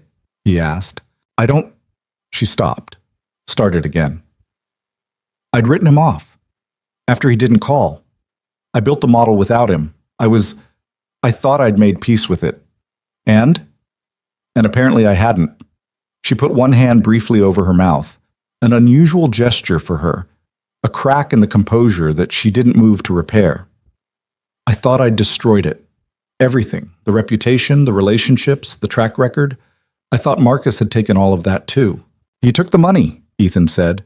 He couldn't take what you built with it. She looked at him. The money was the vehicle, he said, not the road. She was quiet for a moment. That's a terrible metaphor, she said. It's a fine metaphor. It really isn't. The point stands. She looked at the phone. The Holloway meeting is next Tuesday. I know. I want to go in with something real, not just the brownstone, something that shows we understand scale, that we can think beyond a single building. I've been working on something, he said, community layout concepts. I started them about 3 weeks ago, actually, speculative, that I didn't know if we'd ever have a reason to use them. She looked at him. You were working 3 weeks ahead. I had a feeling. About what? He thought about how to say it. About the direction, he said finally. About where we were going. She held his gaze for a moment. There was something in that look that had been accumulating for weeks. Something neither of them had named or moved toward or away from. Something that lived in the kitchen at 5:30 in the morning, and in the reading of copy aloud from a couch, and in the specific way she'd been placing his coffee mug without being told. Show me the concepts, she said. He got his laptop. The Holloway meeting was downtown, in a building that was considerably nicer than the Delmont one, in a conference room that had the specific quiet of old money that doesn't need to announce itself. Holloway was 68. He was compact and white-haired, and he looked at people for long enough to make most people uncomfortable, which was probably the point. He looked at Ethan first, then at Vanessa, then at the presentation materials, and then back at both of them together. I heard you were working out of a house, he said. We are, Vanessa said. Whose? Mine, Ethan said. Holloway looked at him. How's that working? Well enough to put this in front of you, Ethan said. Holloway almost smiled. All right. He looked at the presentation. Walk me through it. They did. It was different from the Delmont meeting. The stakes were different. The scale was different. The specific kind of attention in the room was different. Holloway asked harder questions. He challenged the density model. He pushed back on the community space allocation. He wanted to know specifically why they'd made every significant design choice rather than accepting that it was good. Ethan answered most of the design questions. Vanessa answered the structural and financial ones. But the back and forth between them, the moments when she built on something he said, when he caught a thread from her and extended it, when they adjusted to each other without breaking stride, Holloway watched all of it. Near the end, he stopped them. You've been partners for how long? He asked. They looked at each other. About 2 months, Vanessa said.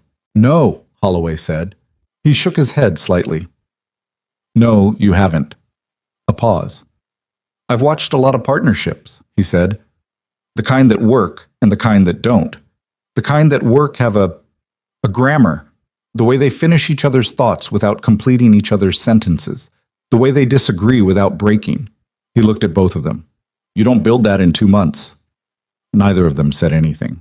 I'm not asking, Holloway said. I'm observing. He looked back at the presentation. The 48-unit community development. I want Arden Cole on it. The room went quiet with a different quality than before. The contract would be contingent on a site visit and a full proposal within 30 days, he continued. I understand you're lean. I'm prepared to structure milestone payments to accommodate operating cash flow. He looked at Ethan. That's not charity. I've done this with every small firm I've worked with who I thought was worth it. The ones who resented it didn't last. The ones who understood it were fine. We understand it, Ethan said. Holloway nodded, looked at Vanessa. Marcus was at the firm 11 years. Yes, she said. And you built everything they had in that time. We did, she said. And now you're building this. Yes. Holloway was quiet for a moment. Then, the people who live in these 48 units, they're going to be working people. Teachers, nurses, people who take the bus. They're not going to care about my name or yours. He looked at them both. I want them to care about their buildings. In 10 years, 20 years. I want them to look at where they live and feel like somebody thought about them. He paused. Can you do that? Yes, Ethan said. Yes, Vanessa said. Holloway looked between them one more time. That long, deliberate look. Then let's get the paperwork started, he said. It rained on the drive home. Not the polite February rain of intermittent drizzle, but the hard, sustained kind that makes the city look like it's been rinsed of something, that turns headlights into impressionist smears and makes the wipers struggle. Ethan drove. Vanessa sat in the passenger seat looking out at the rain, and the radio was low. Some station playing older music, the kind that fills space without demanding attention. And the heater was working for once without the slight rattling sound it usually made. "He's right, you know," she said. He glanced at her. "About what specifically?" "The grammar." She kept looking at the rain. "What he said. About how long it takes to build." He focused on the road. "Yeah, I've been trying to figure out when it happened," she said. "Approximately." "When what happened?" She was quiet for a moment. "When this stopped being an emergency arrangement and became something else." The wipers went back and forth. The rain hit the windshield in patterns. "I don't know exactly," he said. "Nor do I." She shifted in her seat. "That's not reassuring." "Why do you need it to be reassuring?" "Because I generally prefer to know the things that are happening to me," she said, "when they're happening, so I can decide how to—" She stopped. "How to manage them," he finished. "I was going to say something less clinical than that." "Were you?" She turned her head and looked at him. He kept his eyes on the road. "You're doing that thing again," she said. "What thing?" "The thing where you're right but pretending not to be." "I'm not pretending anything. I'm driving in the rain." She turned back to the window. "I'm not accustomed to not knowing things," she said, more quietly now, more honest. "I'm not good at it." "Nobody is." "Some people seem to be." "Those people have just made peace with it. It still feels the same." She was quiet for long enough that he thought she might let it go. Then, Is this something you're thinking about?" He was careful about how he answered. "Yes," he said. "It's something I'm thinking about." "For how long?" "A while." A pause. "You first." She made a small sound. "You can't call that on a person." "I just did." "Ethan." "Vanessa." A silence. The rain eased slightly. The wipers found a slower rhythm. "I don't know how to do this," she said finally. "Whatever this is. I know how to run a company. I know how to walk into a room and make it pay attention.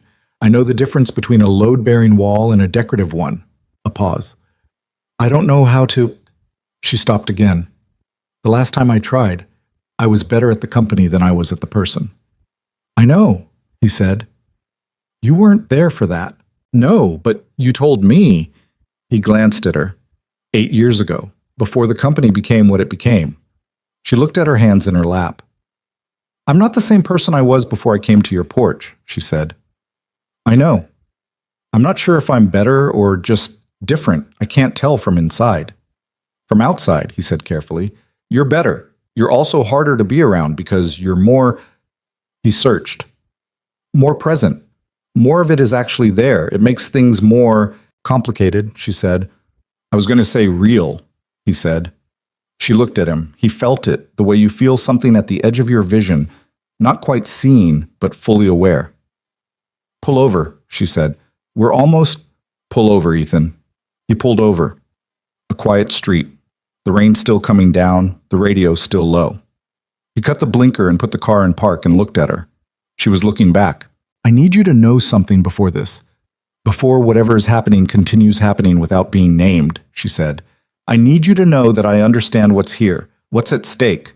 Lily, the firm, the—" She stopped. "Everything." "I know," he said, "and I need you to know that I'm not—" She pressed her lips together briefly. "I'm not using this. I'm not— This isn't proximity and gratitude, even though I know how it probably looks from the outside." He looked at her for a long moment. The rain on the roof, the low radio. "It doesn't look like that from the inside," he said. "No?" she said. "It doesn't." He reached across and turned the radio off. "I'm terrified of wanting this too much," he said. Just like that, without building up to it. He'd been carrying it long enough that setting it down felt like a physical act. She didn't look away. "I know," she said. "I see it." And I'm terrified of the same thing," she said, "just differently shaped." They sat in the parked car on a quiet street, in the rain, in the dark, in the particular stillness of two people who have finally said the thing and are now on the other side of it, in whatever territory that is. "Okay," he said. "Okay," she said.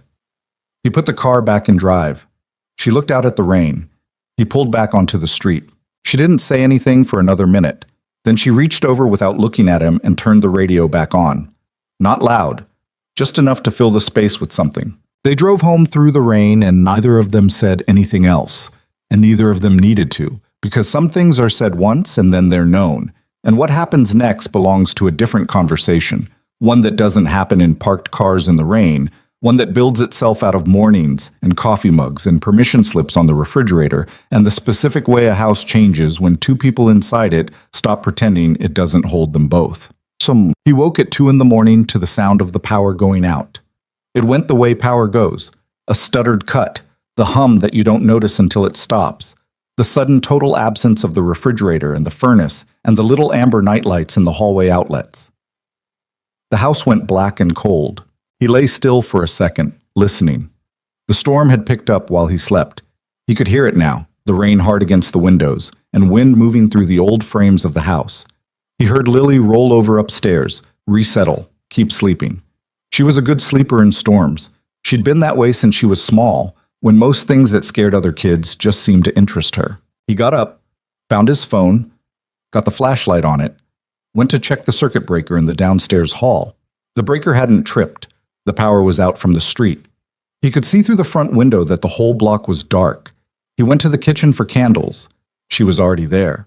Vanessa was standing in the kitchen in the dark, her phone flashlight on, looking at the cabinet where he kept the candles. She was in an oversized t-shirt and sweatpants. His sweatpants, which she'd claimed around week 4 on the grounds that they were warmer than anything in her suitcase, and which she hadn't returned and which he hadn't asked for. And her hair was down and she looked exactly like what she was. A person who had been asleep and was now awake in someone else's house in the middle of a power outage, dealing with it. "Third shelf," he said, "behind the first aid kit." She found them. "Matches?" "Drawer to the left." She lit 3 candles and set them on the kitchen table with the competence of someone who has not in fact done this many times, but is applying general principles. He found the flashlight, the actual one, a reliable one, heavy in his hand, and checked on Lily one more time, still asleep. The kid was remarkable. When he came back down, Vanessa was at the kitchen table with a candle and a blanket from the couch.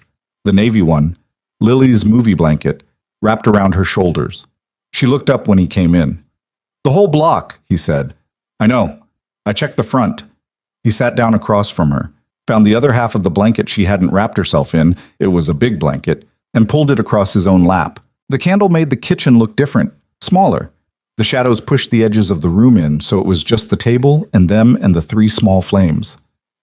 "I can't sleep in storms," she said. "I know." "You know that?" "I've heard you up, the last few times." He looked at the candle. "You move around." She was quiet. "I grew up in a house that wasn't—" She paused. "The roof leaked, in storms. You had to move things. It was—" She stopped. "I haven't thought about that in a long time." He looked at her. "The building my mother rented had a bad roof, and every time it rained hard, we'd be up moving buckets," she said. "And then when I had my own space, the penthouse, the building was so solid you couldn't hear the outside at all. Rain, storms, nothing." She looked at the candle. "I used to think that was what safety felt like, that kind of silence. And now, and besides," she looked at the window. The storm visible through it, the rain moving hard against the glass, the dark street beyond. "Now I think safety sounds like a house that makes noise in the rain but holds anyway," she said. She paused. "That's not very precise." "It doesn't need to be," he said. The candle flickered. The rain came in a gust and the windows rattled in their frames. The old frames, the ones the landlord wasn't going to fix, and which Ethan had quietly fixed himself in November with weather stripping from the hardware store 2 blocks away. The windows held. She pulled the blanket tighter and looked across the table at him. "Thank you," she said. Not for the blanket, not for the candles. He knew what she meant, and she knew he knew. "You'd have found somewhere else," he said. "Maybe," she said, "but not here." The storm moved through the street, the candles held against it. Somewhere upstairs, Lily slept through all of it the way she always slept through everything, fully, without reservation, trusting the house to do its job. It was doing its job. And so, Ethan thought, watching the candlelight on the woman across the table from him. So were they. The power came back at 4:17 in the morning. Ethan knew the exact time because he was still at the kitchen table when it happened. The refrigerator humming back to life, the night lights in the hallway outlets blinking on, the microwave clock resetting to 12:00 in the dark. He'd fallen asleep in the chair at some point, his head resting on his folded arms. And when the lights came back, he lifted his head and found the kitchen restored to its normal electric self, and the candles burned down to soft stubs, and Vanessa asleep on the opposite side of the table in the exact same position, her cheek on her arms, the navy blanket pulled unevenly around her shoulders. He sat there for a minute, not moving, not wanting to wake her. She slept differently than he would have expected. The composure went entirely. Her face in sleep was younger and unguarded and slightly troubled, like she was working something out in a language she couldn't quite speak fluently. Her hair had spread across her arms. One hand was open, palm up, on the table. He got up quietly and found the other throw blanket from the living room and laid it over her without touching her shoulders. She didn't stir. He went upstairs and slept for 2 more hours, and when he came back down at 7, she was already up, already dressed, already coffee in hand at the window, the blanket folded neatly on the back of the chair. "You should have woken me," she said. "You needed the sleep." "I drooled on your table." He looked at the table. "I'll survive." She turned from the window and there was something in her face. Not embarrassment exactly, because she wasn't built for embarrassment in the conventional sense, but something adjacent to it, the particular self-consciousness of having been seen in a state she hadn't curated. "The storm took out 3 sites," she said, returning to the familiar ground of work. "I got an email from the Delmont contractor. The scaffolding on the north face needs to be reset before they can pour Thursday. Is that a week's delay? Maybe 4 days? I'm going to call them at 8. Okay?" He started breakfast. "The Holloway site visit is still on for Saturday." "I know." She moved to the table with her coffee, sat down, looked at the folder. It was still there, still on the table, had been there for 2 months now, neither of them moving it because it had become a kind of fixed point, the artifact of the beginning. "The presentation for Saturday needs the updated community space renders." "I have them. I finished them Wednesday night." She looked up. "Why didn't you say?" "Because you were on the phone with Westfield and then Lily needed help with her weather project and then it was 10 o'clock. She looked at him steadily. "You don't have to wait for me to ask." "I know." He cracked eggs into the pan. "I like watching you ask." A beat of silence. "That's—" She stopped. "Too honest?" he said. "Surprisingly," she said. He kept his back to her, kept working the eggs. "You want to see the renders after breakfast?" "Yes," she said. And then, more quietly, "And I don't mind that you stayed up." He didn't respond to that, but his shoulders did something. A small release, something that had been slightly held. She saw it. He knew she saw it, and neither of them said anything more about it, because this was how they'd been operating since the rainy drive home. The thing acknowledged and present between them, not pushed forward, not retreated from, just there, breathing, the way something alive breathes. March came in cold and left the same way, which was inconsiderate of it, but the work didn't wait for the weather to improve. The Holloway site visit happened on a Saturday that was 34 degrees and overcast, the kind of sky that can't decide between snow and rain and settles on neither and just sits there, low and indeterminate, pressing down on everything. The site was outside the city, 40 minutes on roads that transitioned from highway to county, 2-lane to something that was technically a road but felt more like a suggestion. The land was former farmland, flat in some parts and slightly rolling in others, bordered on the east by a tree line that was still bare in early March but would be substantial cover in summer. There was an old access road along the northern edge and a drainage creek on the south that the county had flagged as a feature rather than a liability, which Ethan had already been thinking about architecturally for the better part of a week. Holloway met them there with 2 people from his development team and a contractor he'd used for 20 years who walked the site the way farmers walk fields, slowly, looking at the ground as much as the distance. Ethan walked with the contractor. Vanessa walked with Holloway. He He couldn't hear what they were saying, but he glanced over periodically, a thing he'd stopped trying not to do. And he could read Holloway's body language the same way he could read a building's bones. And what he read was a person being engaged by someone he respected. Vanessa had her notebook out in the cold and she was making notes while she talked. And she gestured twice at the tree line in a way that told Ethan she was talking about the community garden proposal she'd refined on her own last week without telling him until it was finished. He'd been slightly annoyed by that when she showed him. He'd said so. "You work alone when you're not sure yet," she said. "So do I." He'd thought about it. "Fair," he'd said. "I'll tell you earlier next time," she said. "I'll believe that when it happens."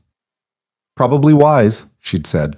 Now, standing on the frozen ground of the future Holloway community, he looked at the drainage creek and thought about how to make it something residents would actually use. A walking path, maybe? Benches? The kind of small public space that neighborhoods either have or desperately miss. He pulled out his sketchbook. His gloves made it harder, but he could still do the rough work, could still get the idea down before it evaporated. The contractor came to stand beside him and looked at what he was drawing. "Creek," the contractor said. "It'll be a path," Ethan said. "Connects the south end units to the community building without going through the parking area." The contractor looked at the land, looked at the sketch. "That grade's going to cost you." "The grade's going to cost Holloway," Ethan said, "but the people who live here are going to walk that path every day." The contractor was quiet for a moment. Then he made a sound that wasn't a laugh but was related to one. "She said something like that," he said, nodding toward Vanessa, "about the windows on the east side." "What did she say?" "Said the east units get the morning light, and the people who live there are going to want it. Said to make the windows large enough that it doesn't feel like they're looking through a slot." He paused. "Nobody's ever told me that before. Usually it's about square footage." Ethan looked over at Vanessa.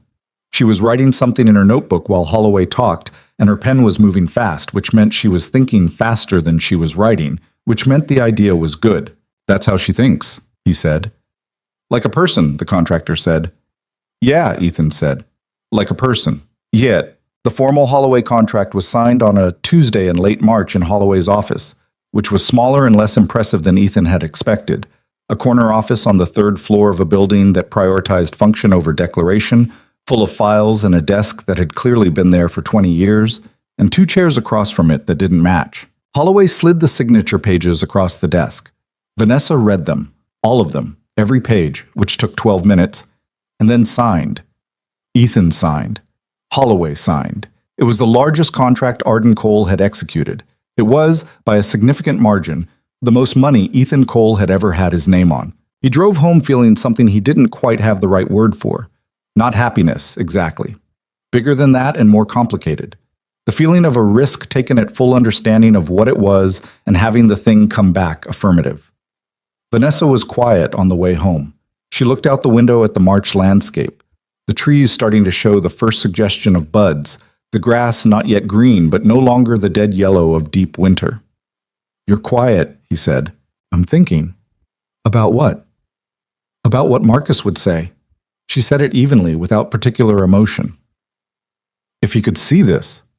Ethan looked at the road. "What do you think he'd say? That I built it wrong, that it won't last, that I'm too—" She stopped. "He used to say I was too invested in what buildings felt like. That feeling was a luxury clients added after they got the returns they needed. He was wrong about that." "I know he was wrong." She shifted in the seat. "I knew it then. I kept it anyway. The feeling, the approach, but I kept it quiet, like it was something I wasn't supposed to want in a business context." She paused. "Holloway just paid us significantly to feel things correctly." "Holloway paid us to build 48 homes," Ethan said. "The feeling is what makes them homes." She was quiet. "Stop letting him have real estate in your head," he said. "He stole enough from you already." She looked at him. "That's a surprisingly direct thing to say." "It's a direct situation." Another pause. "You're right," she said. He kept his eyes on the road. "I know." She made a sound, somewhere between exasperated and amused.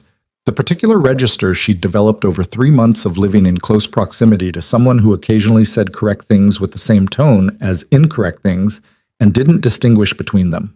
"When did you become this Confident about everything? She asked. I'm not confident about everything. I'm confident about the things I'm sure about. How do you know which is which? He thought about it. The things I'm sure about feel clear. Not easy. Clear.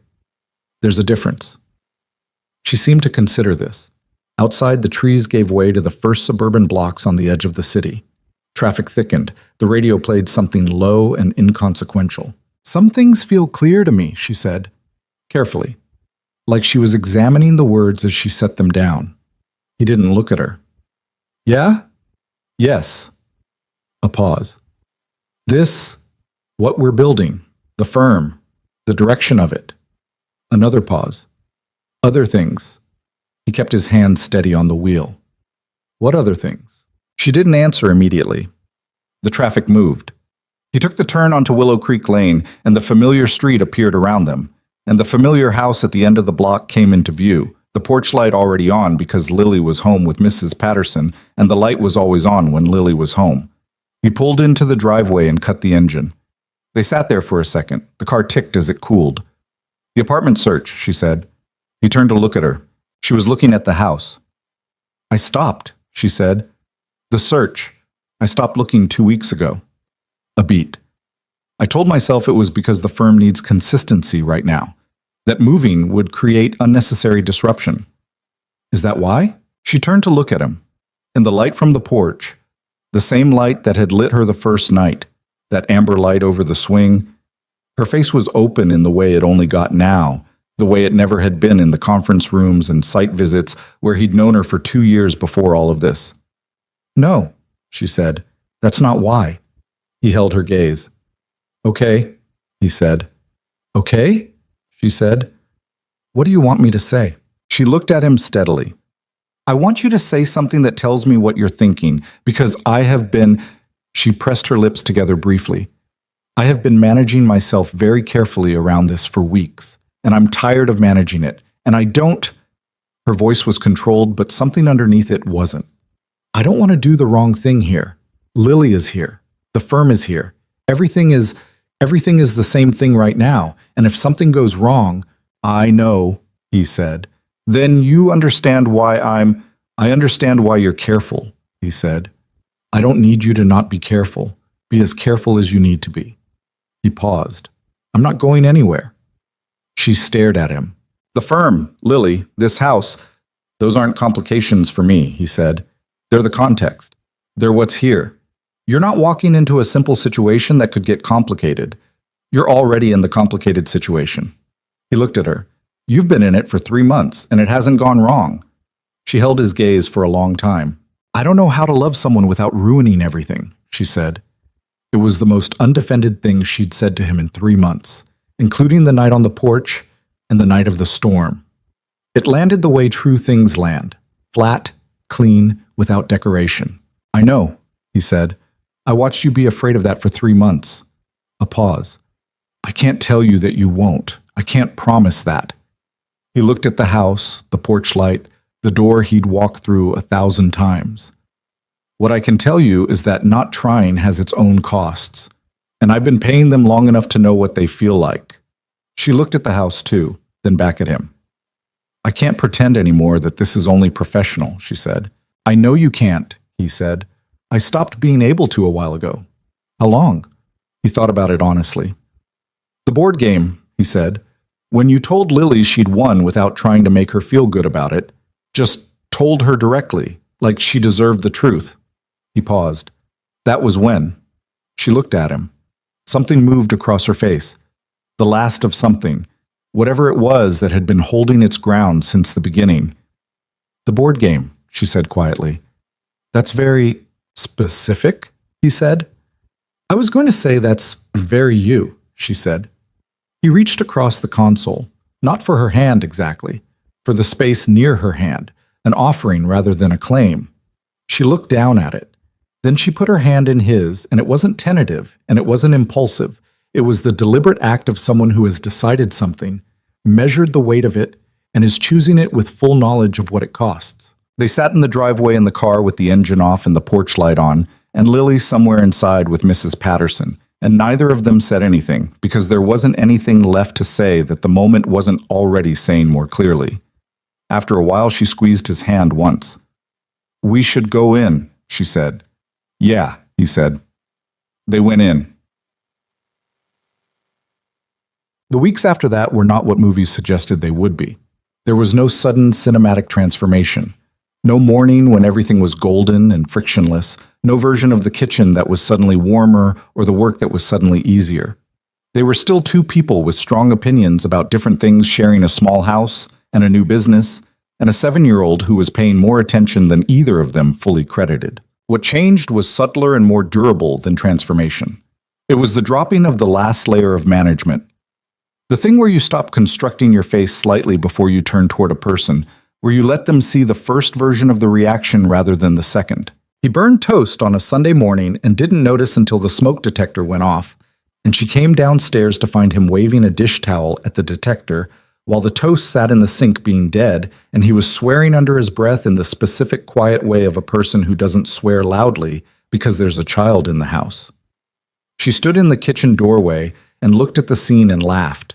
The full laugh, the real one, the one that caught her off guard, and he turned around and looked at her, and after a second he started laughing too, which made the smoke detector's opinion of the situation feel significantly less relevant. "The toast is gone," he said. "I can see that," she said. "I was thinking about the east elevation." While making toast, he confirmed. "The window proportions on the 3rd floor are wrong. I've been trying to fix them for a week." She crossed to the counter, poured herself coffee, looked at the blackened toast in the sink. "The top floor windows need to be taller than they are wide," she said. "The proportions in the current render make the building look narrow." He stared at her. "That's it." "I know.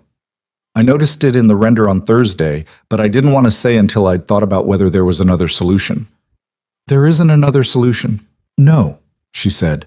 "There isn't." She picked up her coffee. "Make more toast. I'll get Lily." He made more toast. She woke Lily, which involved a level of negotiation he only heard snippets of, and when they came downstairs, Lily was in her pajamas, and her hair was doing something that required immediate attention, but she was awake and vaguely functional, and she sat at the table and ate her toast without requiring the morning to be organized around her, which was a thing she was getting better at in small increments. "Are you and Vanessa together now?" Lily asked. Ethan set down his coffee. Vanessa, who had been reaching for the butter, stopped. Lily was looking at her toast, which she was cutting into triangles, which was a thing she'd started doing recently because she'd decided squares were for people who weren't paying attention. "What makes you ask that?" Ethan said. "You held hands in the car last night," Lily said. He looked at Vanessa. She was looking at Lily with the focused expression she got when she was paying very close attention to something. "Mrs. Patterson saw through the window," Lily added. "She told me when she was leaving." Of course she had. Mrs. Patterson was 63 and sharp as a new pencil and had been monitoring the situation on Willow Creek Lane with the quiet intensity of a person who has lived next door long enough to feel entitled to the plot. "Yes," Ethan said. "We are." Lily cut her toast, considered. "Okay," she said. A pause. "Is that—" Vanessa started. "That's good," Lily said, with the specific tone of a 7-year-old delivering a verdict she's thought about. "Because you're already here all the time anyway." She picked up a toast triangle. "Does this mean you're going to unpack your suitcase?" Vanessa blinked. "What?" "Your suitcase," Lily said. "It's been by the door in the guest room since January. You put things in it and take things out, but you don't unpack it." She looked up at Vanessa with clear eyes. "That means you're not sure yet. That's what Dad does when he's not sure about something. He doesn't put it away." Ethan was very carefully not looking at either of them. "Where did you learn that?" Vanessa asked. "I just look at things," Lily said, and ate her toast. Vanessa looked at Ethan. He finally looked back. "Your daughter is terrifying," she said quietly. "I know," he said. "She's completely right." "I know," he said. Vanessa looked at her coffee cup, then at the ceiling, then at the general direction of the guest room. "I'll unpack today," she said. It was addressed to both of them, or maybe to the house itself. "Okay," Lily said, losing interest now that the matter was resolved. "Okay," Ethan said. And that was that. On Willow Creek Lane, in the small kitchen, on a Sunday morning with burned toast in the sink and a smoke detector that had been silenced, and a 7-year-old who had, with the simplicity of a person not yet trained in the art of dancing around things, settled the question everyone else had been treating as complicated. She unpacked the suitcase that afternoon. He didn't watch. He took Lily to the park because the afternoon had gone unexpectedly warm, one of those early April days that feel like an apology from winter. And when he came back, the guest room door was open, and he could see from the hallway that the suitcase was gone from beside the door. He didn't go in. He went to the kitchen and started dinner. She appeared 20 minutes later, looking slightly unsettled in the specific way of someone who has done something small that felt larger than its size. "You need more drawer space," she said. "I can get another dresser." "The one in there is adequate if you reorganize the bottom 2 drawers." She moved to the counter, looked at what he was making, and without being asked, picked up the second cutting board and started on the vegetables. "What did you put where?" he asked.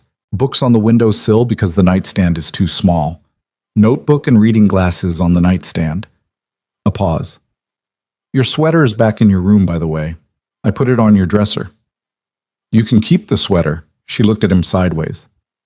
"It's cold in that room in the mornings," he said. She turned back to the vegetables. "Then the room needs better insulation." "The whole house needs better insulation. The landlord has been promising to fix things since October." "I know." She chopped something with more force than strictly required. "Have you considered buying?" He looked at her. "The house," she said. "This house. Have you considered buying it rather than renting?" "I don't have—" "The Holloway contract changed your financial position, and Westfield closes next month." She kept chopping. "I ran some rough numbers. If you structured it as a 15-year rather than 30, the payment is manageable with the firm's current trajectory." He stared at the side of her head. "You ran numbers on my mortgage situation?" "On the house's mortgage situation. It's where we work. It's where I live. I know where you live, Ethan." She turned to look at him. "I was thinking about the insulation, and then I was thinking about the roof, which is also going to need work soon. I noticed the flashing above the dormer is separating. And then I was thinking about the fact that you're paying a landlord to not fix things that you could be paying a bank to own." She paused. "You don't have to." He looked at her. "Were you going to tell me about the flashing?" "I'm telling you now." "When did you notice it?" 2 weeks ago." "Vanessa, I didn't want to add to the list of things you were managing." She set down the knife, which I understand was probably not the right call. He took a breath. "I appreciate you running the numbers," he said carefully. "There's a but in that sentence." "The but is—" He stopped, started again. "I'm fine making decisions about the house. I've been making them for 3 years. I don't need—" He stopped again. This was the edge of something. "I don't need you to solve the house." She was quiet. "The work, the firm, that's ours. We decide together. The house is still mine." He looked at her. "Not because I want it to be separate, but because if you're going to be here, actually here, that has to evolve on its own schedule, not because you've run a cost analysis." She held his gaze for a long moment. "You're right," she said. "I know." "Stop saying that." "When you stop being right about things, I'll stop knowing it," he said. Then more quietly, "I'll think about the mortgage." She picked the knife back up. "The flashing needs to be fixed regardless," she said. "I can call someone tomorrow." "I'll call someone." "You'll forget." "I'll put it on the list." She looked at the list on the refrigerator. The running list, the one that had grown from permission slip and grocery notes to a sprawling inventory of everything in orbit around their lives. "It's not on the list," she said. "I'll add it." She watched him write roof flashing at the bottom of the list. The handwriting was slightly worse than usual because he was writing against the refrigerator door. She didn't comment on this. "Dinner in 20?" she said. 15, he said. "You always say 15 and it's always 20. Tonight's 15. "We'll see," she said, and went back to the vegetables, and the kitchen settled back into its rhythm.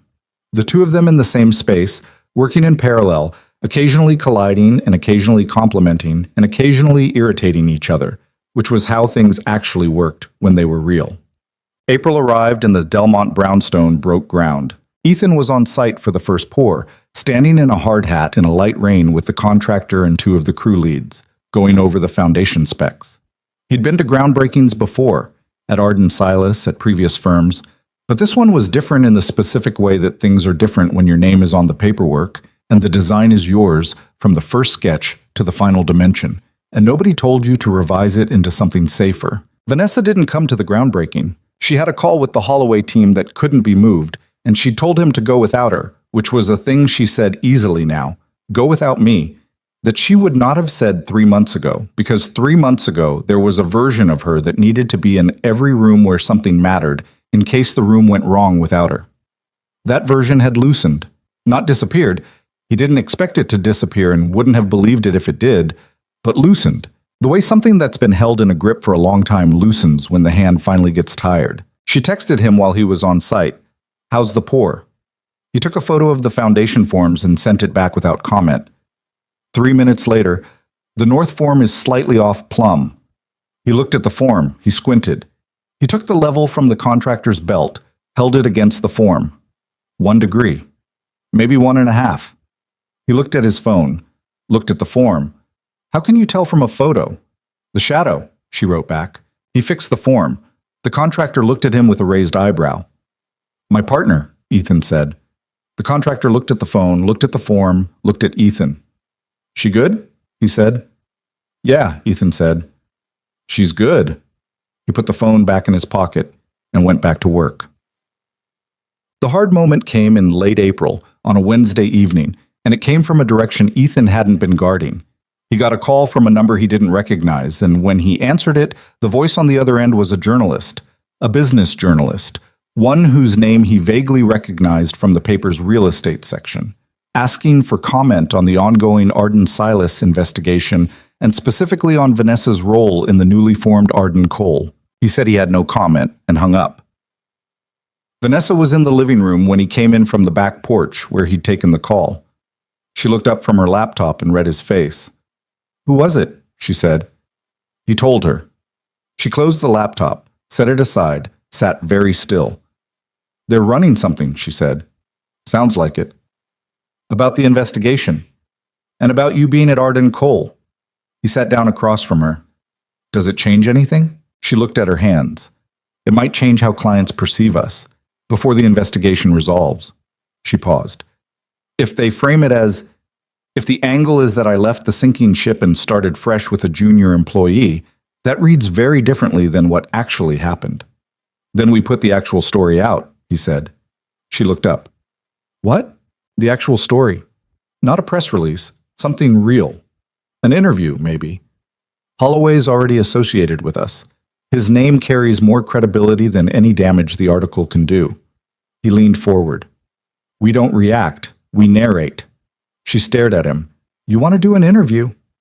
I want us to do an interview. Together. Let them see the partnership, not the scandal narrative, the actual thing we built. That's a significant risk. So I was waiting for someone else to tell our story. She was quiet. He could see her running the angles. He knew what that looked like now, the particular stillness while the processing happened, the way her eyes went slightly to the middle distance and came back. Your attorney first, he said. We don't move without running it by her. Obviously. A pause. You're not wrong about narrating. I know. She looked at him, the edge of something that wasn't quite a smile. I've told you before, don't say it. I know. The phrase is very smug. The phrase is accurate. He reached across and put his hand briefly on hers, the way he did now without thinking about it, without the architecture of deciding to. Call the attorney. She did. The attorney's position was, carefully, lawyerly, that a joint interview properly managed was not strategically inadvisable, which translated from attorney speak into this could actually help. The interview ran on a Thursday in early May, conducted in the kitchen on Willow Creek Lane, the journalist's choice once they'd described the setup, because the kitchen on Willow Creek Lane was a better story than a conference room.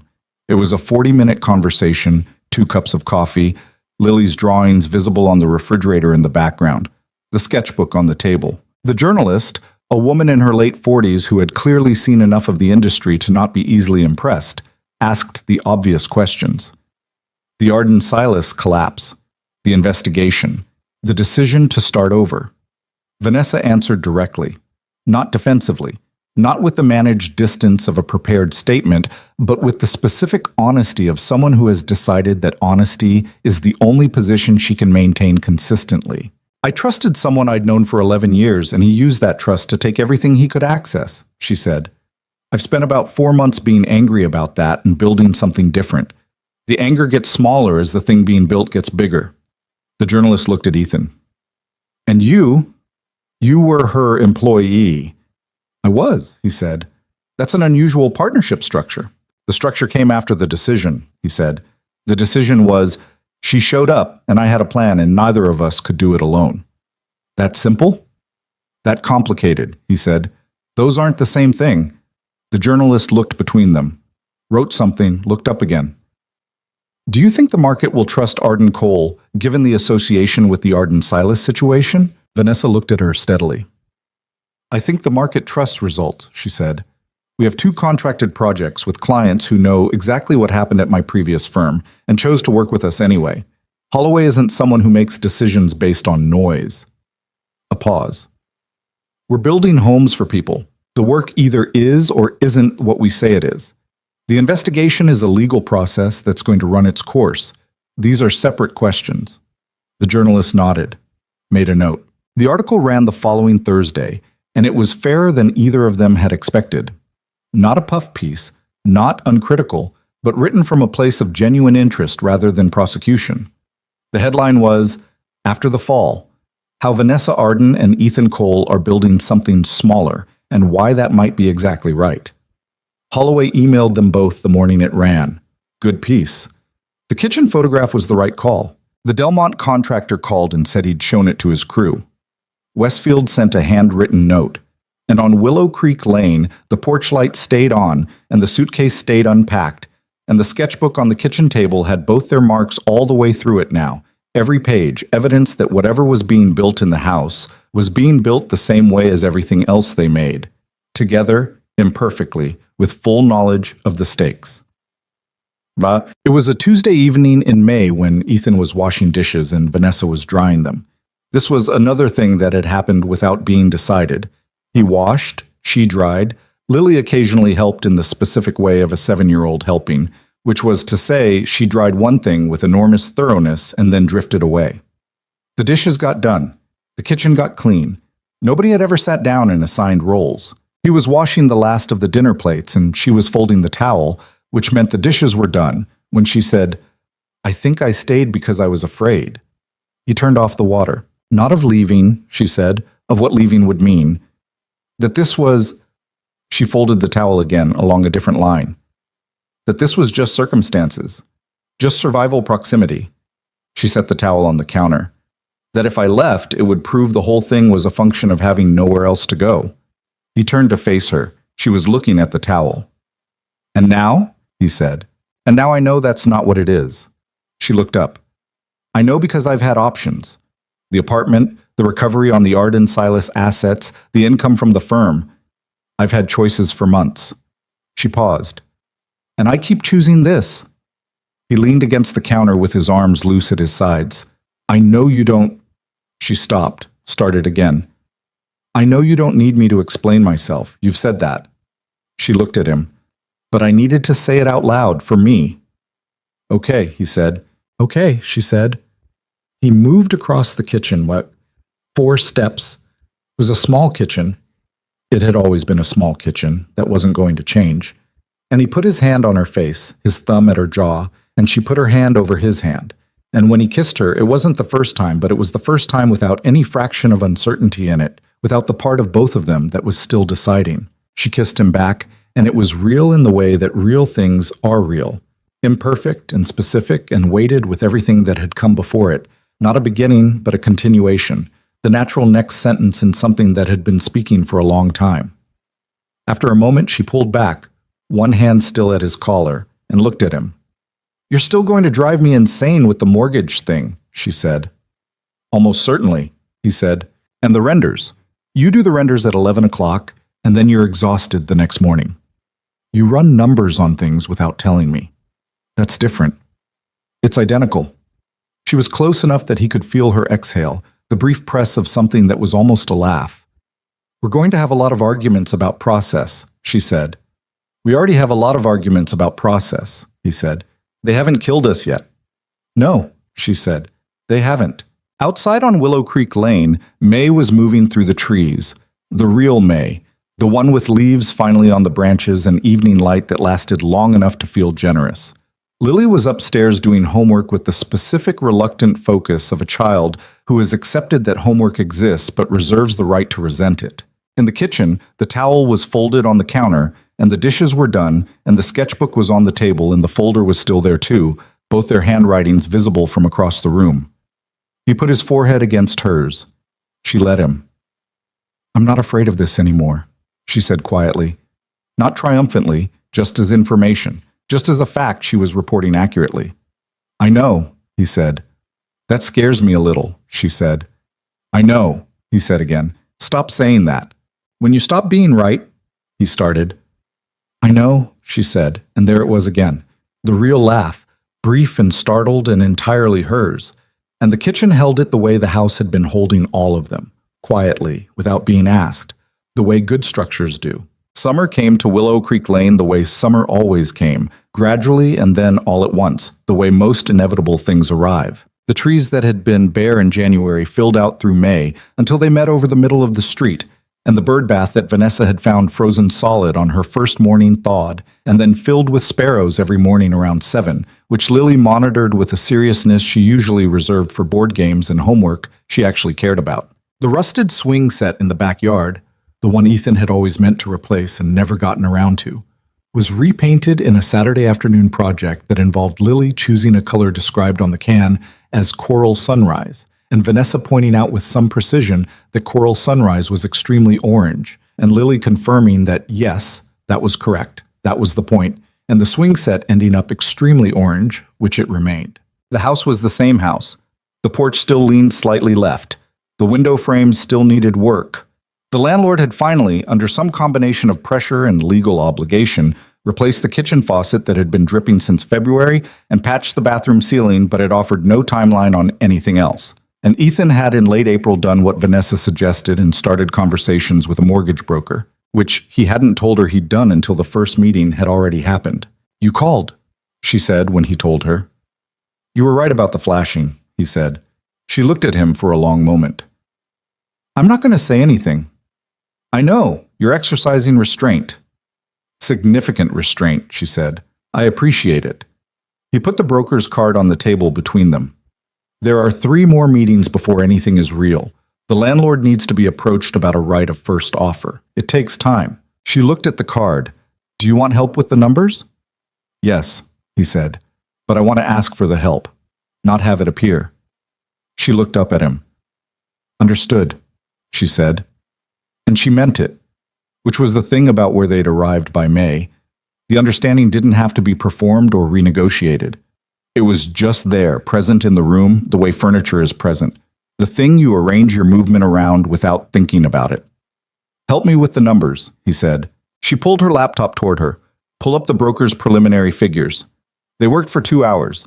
Lily fell asleep on the couch with the TV on low and a book open on her stomach, which was an extremely accurate portrait of who she was at 7 and would probably remain a reasonably accurate portrait of who she'd be at 17. The Marcus Silas situation resolved in June. Not cleanly, nothing that had been broken as thoroughly as the Arden Silas accounts resolved cleanly, but it resolved. Vanessa's attorney called on a Thursday morning with the news that the civil judgment had been entered. Marcus had liquidated more than anyone had hoped, but less than the worst projections. The recovery was 54% of what had been taken, distributed over 18 months as his assets were sold and processed. It wasn't everything. It was enough. Vanessa was on the back porch when Ethan found her after the call.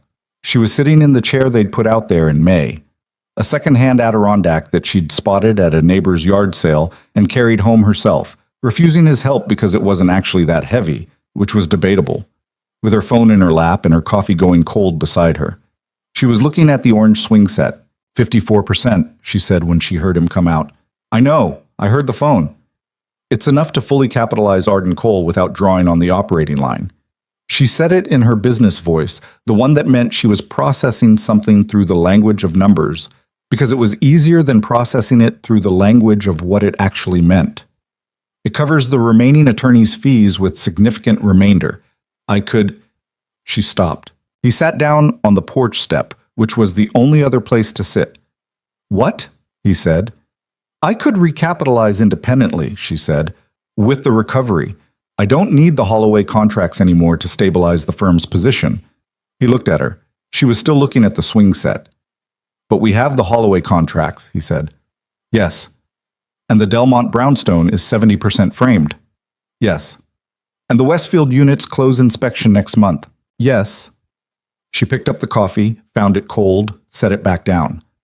I'm not saying I want to change anything. Then what are you saying? She finally looked at him. Her face was complicated in the way it got when she was being honest about something she hadn't fully worked out yet. I'm saying that when I came here in January, I needed this. The partnership. I needed it structurally, financially, professionally, practically. I needed a place to land and I needed the work to rebuild around. She paused. And now I don't need it in that way anymore. I have the resources to stand independently, and I want... She stopped again. You want to know if you're staying because you want to, he said, or because you needed to so long that it became habit. She looked at him. Yes, she said quietly. That's exactly what I'm asking. He nodded, looked at the orange swing set. What does it feel like when you look at it honestly? She was quiet for a long time. Not the performing thought quiet, the actual kind. The kind where something is genuinely being worked on. It feels like mine, she said finally. The work, the house, Lily. She paused. You. She said the last word differently from the others, more careful, more weighted. When I imagine taking the recovery money and setting up independently, the picture is technically possible and completely wrong. Yeah, he said. That's not just habit, she said. No, he said. It's not. She looked at him for a long moment. Then she reached down and picked up the cold coffee and held it in both hands the way she'd held the mug of tea on the first night, which he noticed and which meant something he didn't put words to. I'm going to put the recovery funds into the firm's capital reserve, she said. Joint account, same as everything else. You don't have to do it that way. I know, she said. I want to. He looked at her. Okay, he said. She drank the cold coffee without complaint, which was, for Vanessa Arden, a significant act of forward motion. July was the month the Delmont brownstone came into itself. Ethan had stood in enough nearly finished buildings to know that there was a specific moment in every project when it became clear whether it was going to be what you meant it to be or something adjacent to that, close but not quite, the way a word can be close to the word you wanted without being it. This moment usually came during the interior finishing stage, when you could finally stand inside the thing and feel how the light moved and whether the proportions worked and whether the space would hold people the way it was supposed to. The Delmont brownstones moment came on a Thursday afternoon in July, when the last of the east-facing windows were installed, and the afternoon light came through them for the first time and did exactly what he'd sketched it doing on a frozen Thursday in January in the margins of a cold-numbed sketchbook. He was alone in the building when it happened. He'd come to check the trim installation, and the contractor's crew had gone to lunch, and he was standing in the third-floor hallway when the light shifted and came through the window at the end, and the hallway did what the hallway was supposed to do. It felt like somewhere someone would be glad to live. He stood there for a while. Then he took a photo and sent it to Vanessa. She called back in 40 seconds. Is that the third floor east? Yeah. The proportions are right. A pause. The proportions are exactly right. I know. The light's doing what you said it would. I know. A longer pause. It's good, Ethan. I know. Say something other than I know. He looked at the light in the hallway. We built something good, he said. A beat. Yes, she said. We did. He stood in the light for another minute after the call.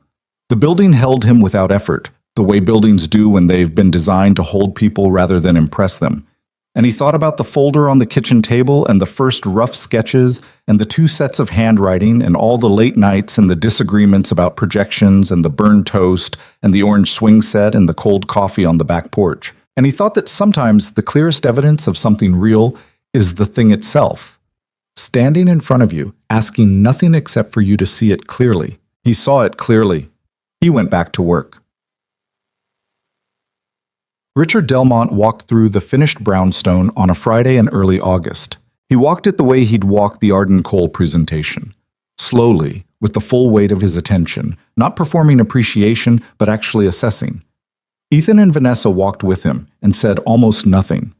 They'd learned, over the course of the year, that Delmont was a person who needed to form his own conclusions before he would receive anyone else's, and that offering conclusions too early was the same as handing him a book with the last page already read. He stopped in the corner unit on the second floor. It was the best unit, best light, best proportions, the highest ceilings. He stood in the middle of it and turned around slowly and looked at everything, the floor, the windows, the entry from the hallway. The commercial space on the ground floor, he said. The coffee tenant signed last month, Vanessa said. They open in September. He nodded. The path along the east side. Completes next week, Ethan said. The plantings go in the week after. Delmont turned to face them both. He had the specific look of a man who had been hoping for something and has received it. It's a neighborhood, he said. That's what we designed, Ethan said. I know it's what you designed. I'm saying it worked. He looked at the window, the light through it, the afternoon coming in at the specific angle that Ethan had meant it to come in from the beginning. The people who move in here, they're going to think this is just a nice place to live. They won't know all the things you decided to get here. They'll just... He paused. They'll feel it, the way a good decision feels. Vanessa was quiet for a moment. That's the point, she said. When it works, they shouldn't have to know. Delmont looked at her. You're different than you were at Arden Silas, he said. She met his gaze. Yes. Better or different? I think they're the same thing in this case, she said. He considered that. Then he nodded once, the way he'd nodded at the end of their first meeting. The nod that meant something had been confirmed. I have 2 more sites, he said. When you're ready. Ethan looked at Vanessa. She looked at him. Give us until the Holloway project is framed, she said. End of September. We'll be ready. End of September, he said. He walked the rest of the building without saying much more. And when he left, he shook both their hands in the lobby and said nothing effusive and nothing performative and just went. The way he always went, with the quiet of a person who is satisfied. They stood in the lobby after the door closed. 2 more Delmont sites, Ethan said. Plus Holloway finishing in November, she said. We need another architect. We need 2, and an operations person. She said it practically, not with excitement, not with the specific energy of someone celebrating, with the focused plainness of someone who has a plan and is working it. I've been talking to someone, Sophia Reyes. She was at the Whitmore Group for 6 years. She thinks the way you think. When did you? I've been talking to her for 3 weeks. He stared at her. I was going to tell you when it was more concrete, she said. Vanessa. I know, she said. I know. Sooner next time. You said that in February. And I meant it in February, and I also did this in July. People are inconsistent. You are specifically inconsistent about this specific thing. Yes, she said. I acknowledge that. Do you want to meet Sophia? He looked at her. The lobby of the Delmont brownstone around them, their building, their light, their entry sequence that the contractor had told them nobody had ever explained to him like that before. Set it up, he said. Thursday. Fine. She turned toward the door. He fell into step beside her. They went out into the August afternoon, and the street hit them. Warm, busy, the specific noise of a neighborhood in summer, children somewhere, and traffic and someone's radio through an open window. She was already on her phone before they reached the car. He unlocked it and got in and waited, and she finished the call and got in beside him, and he looked at her. This woman who had appeared on his porch 8 months ago with a broken suitcase and blue fingertips and the terror of someone who had run out of road. And he thought about how wrong he would have been if he had called someone that night, if he had treated the situation as a problem to be managed rather than a person to be let in. What? She said, looking up from her phone. Nothing, he said. You're staring. I'm looking. She held his gaze for a second. Something passed between them that didn't need to be named. "Drive," she said. He drove. The Holloway community broke ground in September. It was different from the Delmont groundbreaking, larger, more formal, with Holloway's team present and a small group of local officials and 3 journalists, one of whom was the same woman who had done the Arden Cole Kitchen interview in May. She photographed Ethan and Vanessa at the site with the land behind them and the framing stakes visible, and the sky, the particular blue of early September that is the most optimistic color the sky manages all year. The photo ran with a short piece. Arden Cole breaks ground on Holloway's 48-unit community development. A year ago, the firm didn't exist. Holloway read it on his phone that afternoon and forwarded it to them with no message attached. The forwarding was the message. Sophia Reyes started at Arden Cole that same week, on a Wednesday, which was an unusual day to start a job, but she'd explained that she thought Mondays were psychologically disadvantaged as first days, and they'd both agreed without discussing it further.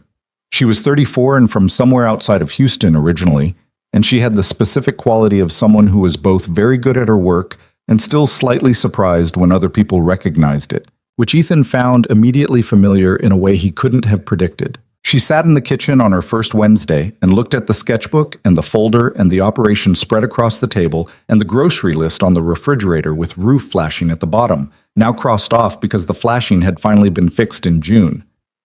"This is the office," she said. "Yes," Vanessa said.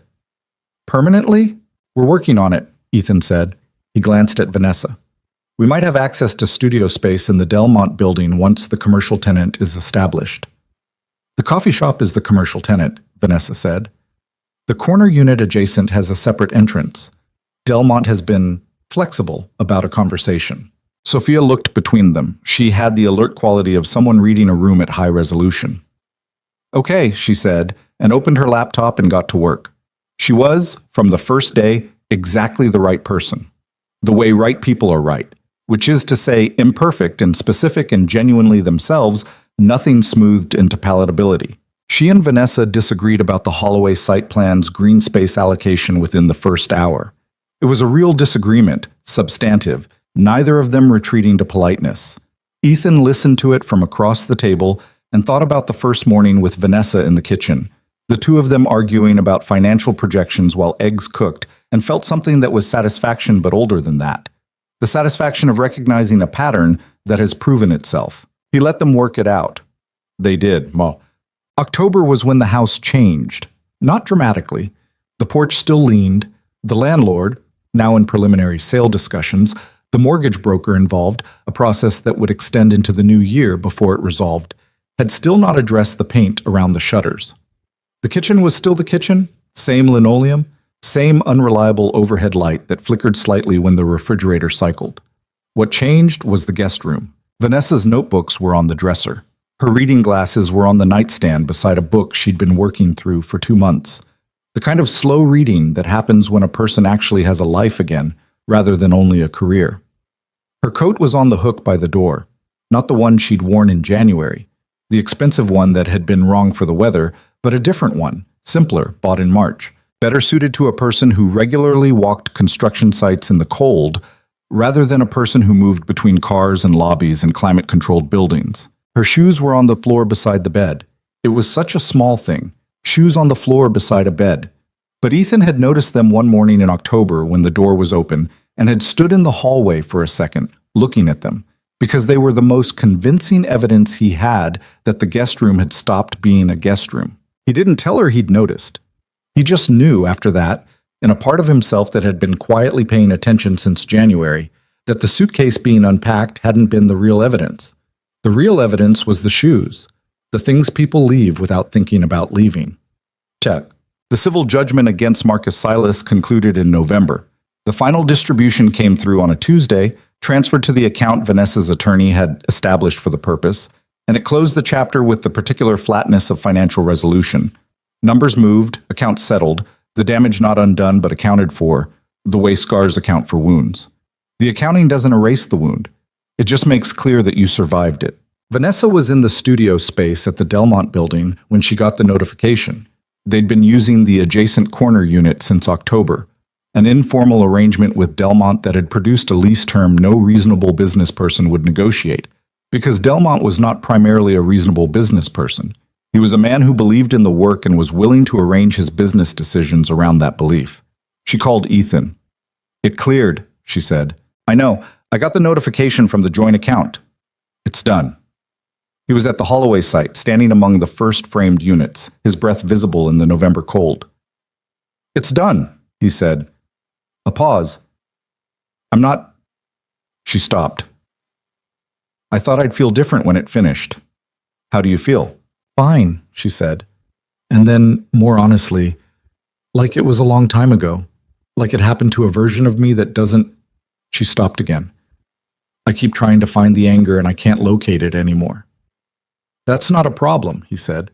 "I know it's not a problem. It's just strange. I carried it for a long time." "What are you carrying now?" he asked. She was quiet for a second. He could hear the ambient sound of the studio. Sophia, working somewhere in the background.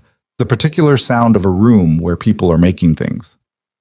"The Holloway deadline," she said. "The Delmont expansion conversation.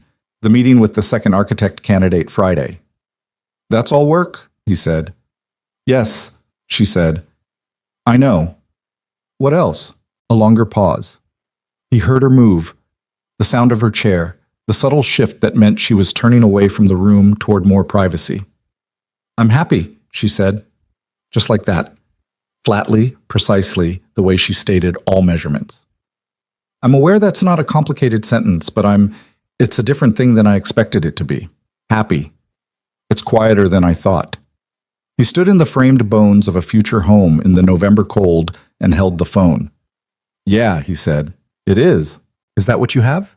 she asked. "Yeah," he said. "That's what I have." Another pause. "Okay," she said. "Okay," he said.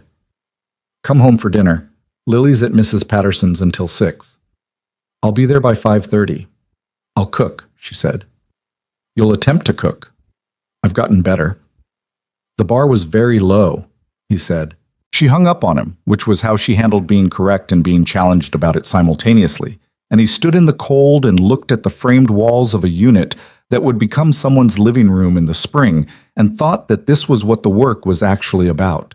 Not the contracts or the financing or the professional credibility rebuilding month by month. The work was about the fact that somewhere in this frame, someone was going to have a first morning and a last night and everything in between, and the walls were going to hold them the way walls hold people when they've been built by someone who understood what holding people requires. He drove home. She'd attempted the pasta. It was slightly overcooked, and she'd used too much garlic and it was completely edible, and they ate it at the kitchen table while Lily, retrieved from Mrs. Patterson's at 6:03, told them about a disagreement she'd had with a classmate about the correct way to fold paper airplanes, which was a more complex topic than it appeared. Vanessa argued with complete seriousness that the classmate was wrong. Lily looked at her. "How do you know?" "Because the fold she's describing creates drag. The leading edge needs to be sharper." Lily stared. "You know how to fold paper airplanes?" "I know aerodynamics," Vanessa said. "It's adjacent." "Can you show me?" Vanessa got a piece of paper from the printer and folded a paper airplane at the kitchen table in November with 2 garlicky pastas still on the plates, with the focus she applied to load-bearing calculations and contract language and financial projections. She got it slightly wrong on the first attempt, which she acknowledged, and then got it right on the second, and the plane flew the length of the kitchen and hit the refrigerator list with a satisfying paper sound. Lily retrieved it, examined it. "That's better than mine," she said. "Aerodynamics," Vanessa said. "Will you teach me?" After homework, Lily went to get her homework. Ethan collected the plates. Vanessa sat at the table with the paper airplane and looked at it for a second, and her expression was the expression of someone who has arrived somewhere without planning the route and finds, having arrived, that this is exactly where they needed to be. December came in quietly on Willow Creek Lane. The mortgage on the house had moved through its final stages. The landlord, faced with a coherent offer from an established tenant, rather than the uncertainty of the open market, had agreed in late November to terms that were not quite what the broker had initially projected, but were manageable, workable, real. The paperwork would close in January. The house was going to become the house. Not a rental, not a temporary arrangement, not a porch light left on for a child. and the expectation of transience that renting a house in a quiet neighborhood always carried. Something more durable, something that would hold past the length of any lease. Lily found out on a Saturday morning when both adults were at the kitchen table with the paperwork spread across it, and she came downstairs and looked at it and asked what it was. "We're buying the house," Ethan said. Lily looked at the papers. At him. At Vanessa. "Buying it how?" "A mortgage," he said. "It means we make payments every month and eventually it's ours." "Instead of the landlord's?" "Yes." Lily processed this with her characteristic efficiency. "So we're staying here?" "Yes," Ethan said. She looked at Vanessa. "Are you staying here?" "Yes," Vanessa said. Lily nodded, climbed into her chair, reached for the cereal box. "Good," she said. "I didn't want to change schools." Ethan looked at the table. Vanessa looked at Lily. "That's the main concern?" Vanessa said. "I like my school," Lily said, pouring cereal. "And Mrs. Patterson is next door, and the swing set is orange now." She looked at the window toward the backyard. "If we moved somewhere else, the swing set would have to be a different color." "The swing set stays," Ethan said. "Good," Lily said, and ate her cereal, and the paperwork sat on the table around her, full of the legal language of permanence, and the morning light came through the kitchen window the way it always did. And outside the street was doing what December streets do on Saturdays. A car here and there, someone walking a dog, Mrs. Patterson's porch light still on from the night before, the quiet persistence of a neighborhood going about its life. On the last Sunday before Christmas, Vanessa stood on the porch. It was something she did sometimes. Ethan had noticed it months ago and had never commented on it, because some things are private even when they're visible, even when you're standing in full view of the street. She stood on the porch in the evening, or sometimes the afternoon, looking at Willow Creek Lane the way people look at things they're trying to understand from the outside. He came out with 2 cups of coffee and found her there, leaning against the porch railing with her arms crossed, her coat from March around her, her breath visible in the December cold. He handed her a cup. She took it, didn't speak. He stood beside her and looked at the street. The trees were bare again, the full cycle now, from the January night she'd appeared to December, the year completing itself. The neighborhood looked the same as it had always looked. Small houses, porch lights, the quiet particular to streets where people have decided to stay. "What are you thinking about?" he said. She was quiet for a moment. He thought she might not answer. It was the question he always asked when he found her here, the same question. And sometimes she answered fully, and sometimes she gave him the short version, and sometimes she just shook her head and changed the subject. This time she answered fully. "I'm thinking about what I thought power was," she said. "Before." She looked at the street. "I thought it was the building, the title, the floor you occupied, the size of the projects." She held the coffee mug with both hands. "I thought it was being untouchable. That if you built enough around yourself, reputation, assets, walls, nothing could reach you." He waited. "And then Marcus reached me anyway," she said, "through the 11 years I'd given him, through the access that trust creates. All the walls, and it turned out the way in was always going to be the same way in." She paused. "I keep thinking about that, about what I was actually protecting and whether it was worth protecting." "What did you decide?" "That I was protecting the wrong things," she said. "The position, the reputation, the untouchability."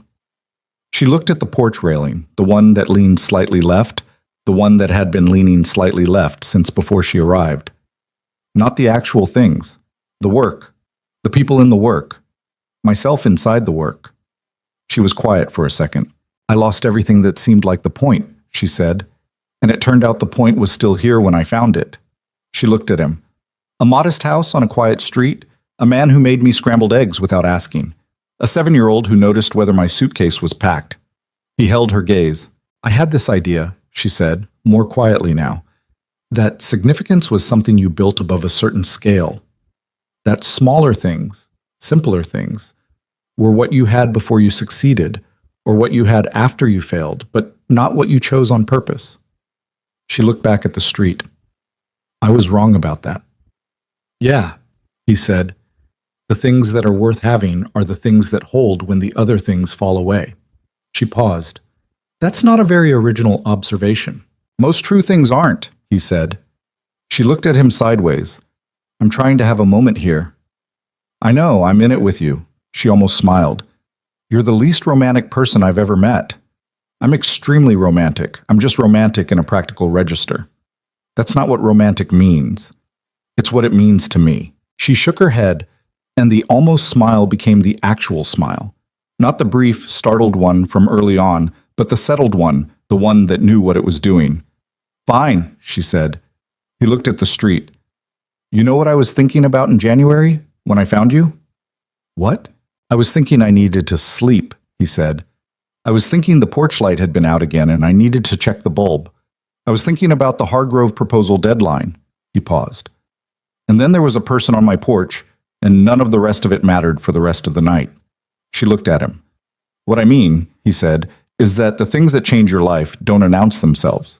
They're just there, on the porch, in January, looking entirely wrong for the weather. She was quiet for a moment. I was wearing the wrong shoes, she said. Very wrong shoes, he confirmed. I didn't know where else to go. I know. He looked at the street. I'm glad you came here. She put her hand through his arm, the way she did now when they stood beside each other in the cold. Not holding hands, not the demonstrative version, just the quiet physical fact of proximity, the kind that says, I know where I am, and I'm here on purpose. The Holloway community breaks its first tenant, she said. February. I know. 48 units, first residence in the spring. First residence in the spring, he confirmed. She looked at the porch light above them, the same light that had been on the night she arrived, that had lit the swing that had held her while she slept, that Ethan left on every night for Lily. Someone is going to walk into one of those units in the spring, she said, and it's going to be the first place that's felt like theirs. She paused. That's what we built. That's what we build, he said. It's the work. She nodded, held her coffee with her free hand. It's the work, she agreed. The street was quiet the way it was always quiet in December evenings. The cold pressing down, the porch lights up and down the block doing their small, steady work of saying someone lives here. A car passed slowly. 2 houses down, someone's Christmas lights blinked on as the timer triggered. White lights along a roof line. Simple, nothing elaborate. Lily's voice came from inside. She was on the phone with a school friend, audible through the front window in fragments. Something about the paper airplane design, something about the correct aerodynamic principles. Something that made both of them on the porch exchange a look that required no translation. She's going to be an engineer, Vanessa said. Or an architect, Ethan said. Or both. Probably both, he said. She doesn't like to limit herself. Vanessa looked at the door, at the window where Lily's voice was coming through, at the orange porch light and the slightly left-leaning railing and the street that had been quiet and ordinary every single day of the year it had taken to build something worth having. She had lost, in January, everything she'd spent a decade building and landed, cold, humiliated, without a plan, on the porch of a house that had no reason to hold her. It had held her anyway. That was the thing about certain structures, Ethan had once told her. Not in those words, but in the way he drew, in the things he designed, in the care he brought to every entry sequence and window proportion and load-bearing decision. The point of a structure wasn't to impress. It was to hold. And a structure that held well didn't look like much from the outside. It just stood there, year after year, doing the work quietly, while the people inside it lived their lives without thinking about the walls. The best homes were invisible. You only noticed them when they were gone. She wasn't going to lose this one. Come inside, she said. It's cold. He finished his coffee, set the mug on the railing. Yeah, they went in. The door closed behind them and the porch light stayed on, the way it always did, because Lily might need to find her way in the dark, and because the light on a porch says something to the street. Something about who is home and who is waiting, and whether this place is the kind of place that keeps its light burning. Willow Creek Lane said it quietly, the way it said everything. Inside, Lily's voice was still going, something about paper and fold angles and proving a point to someone who deserved to be proven wrong. And the kitchen was warm, and the folder was on the table, and both handwritings were visible on the same pages, and the sketchbook was open to something Ethan had been working on at 5:30 that morning, something for a building that didn't exist yet, that would eventually exist because 2 people had built the firm, and the life and the practice to make it possible. The house held them. It had been holding them all along. It would keep doing it, through the Holloway spring opening and the Delmont expansion and Sophia's growing into the work and Lily's paper airplane phase and whatever came next in all its specific unpredictability, not because it was extraordinary, but because it was theirs. And because some things, once they hold, just keep holding. That is the only secret worth knowing about structures. That is the only secret worth knowing about anything,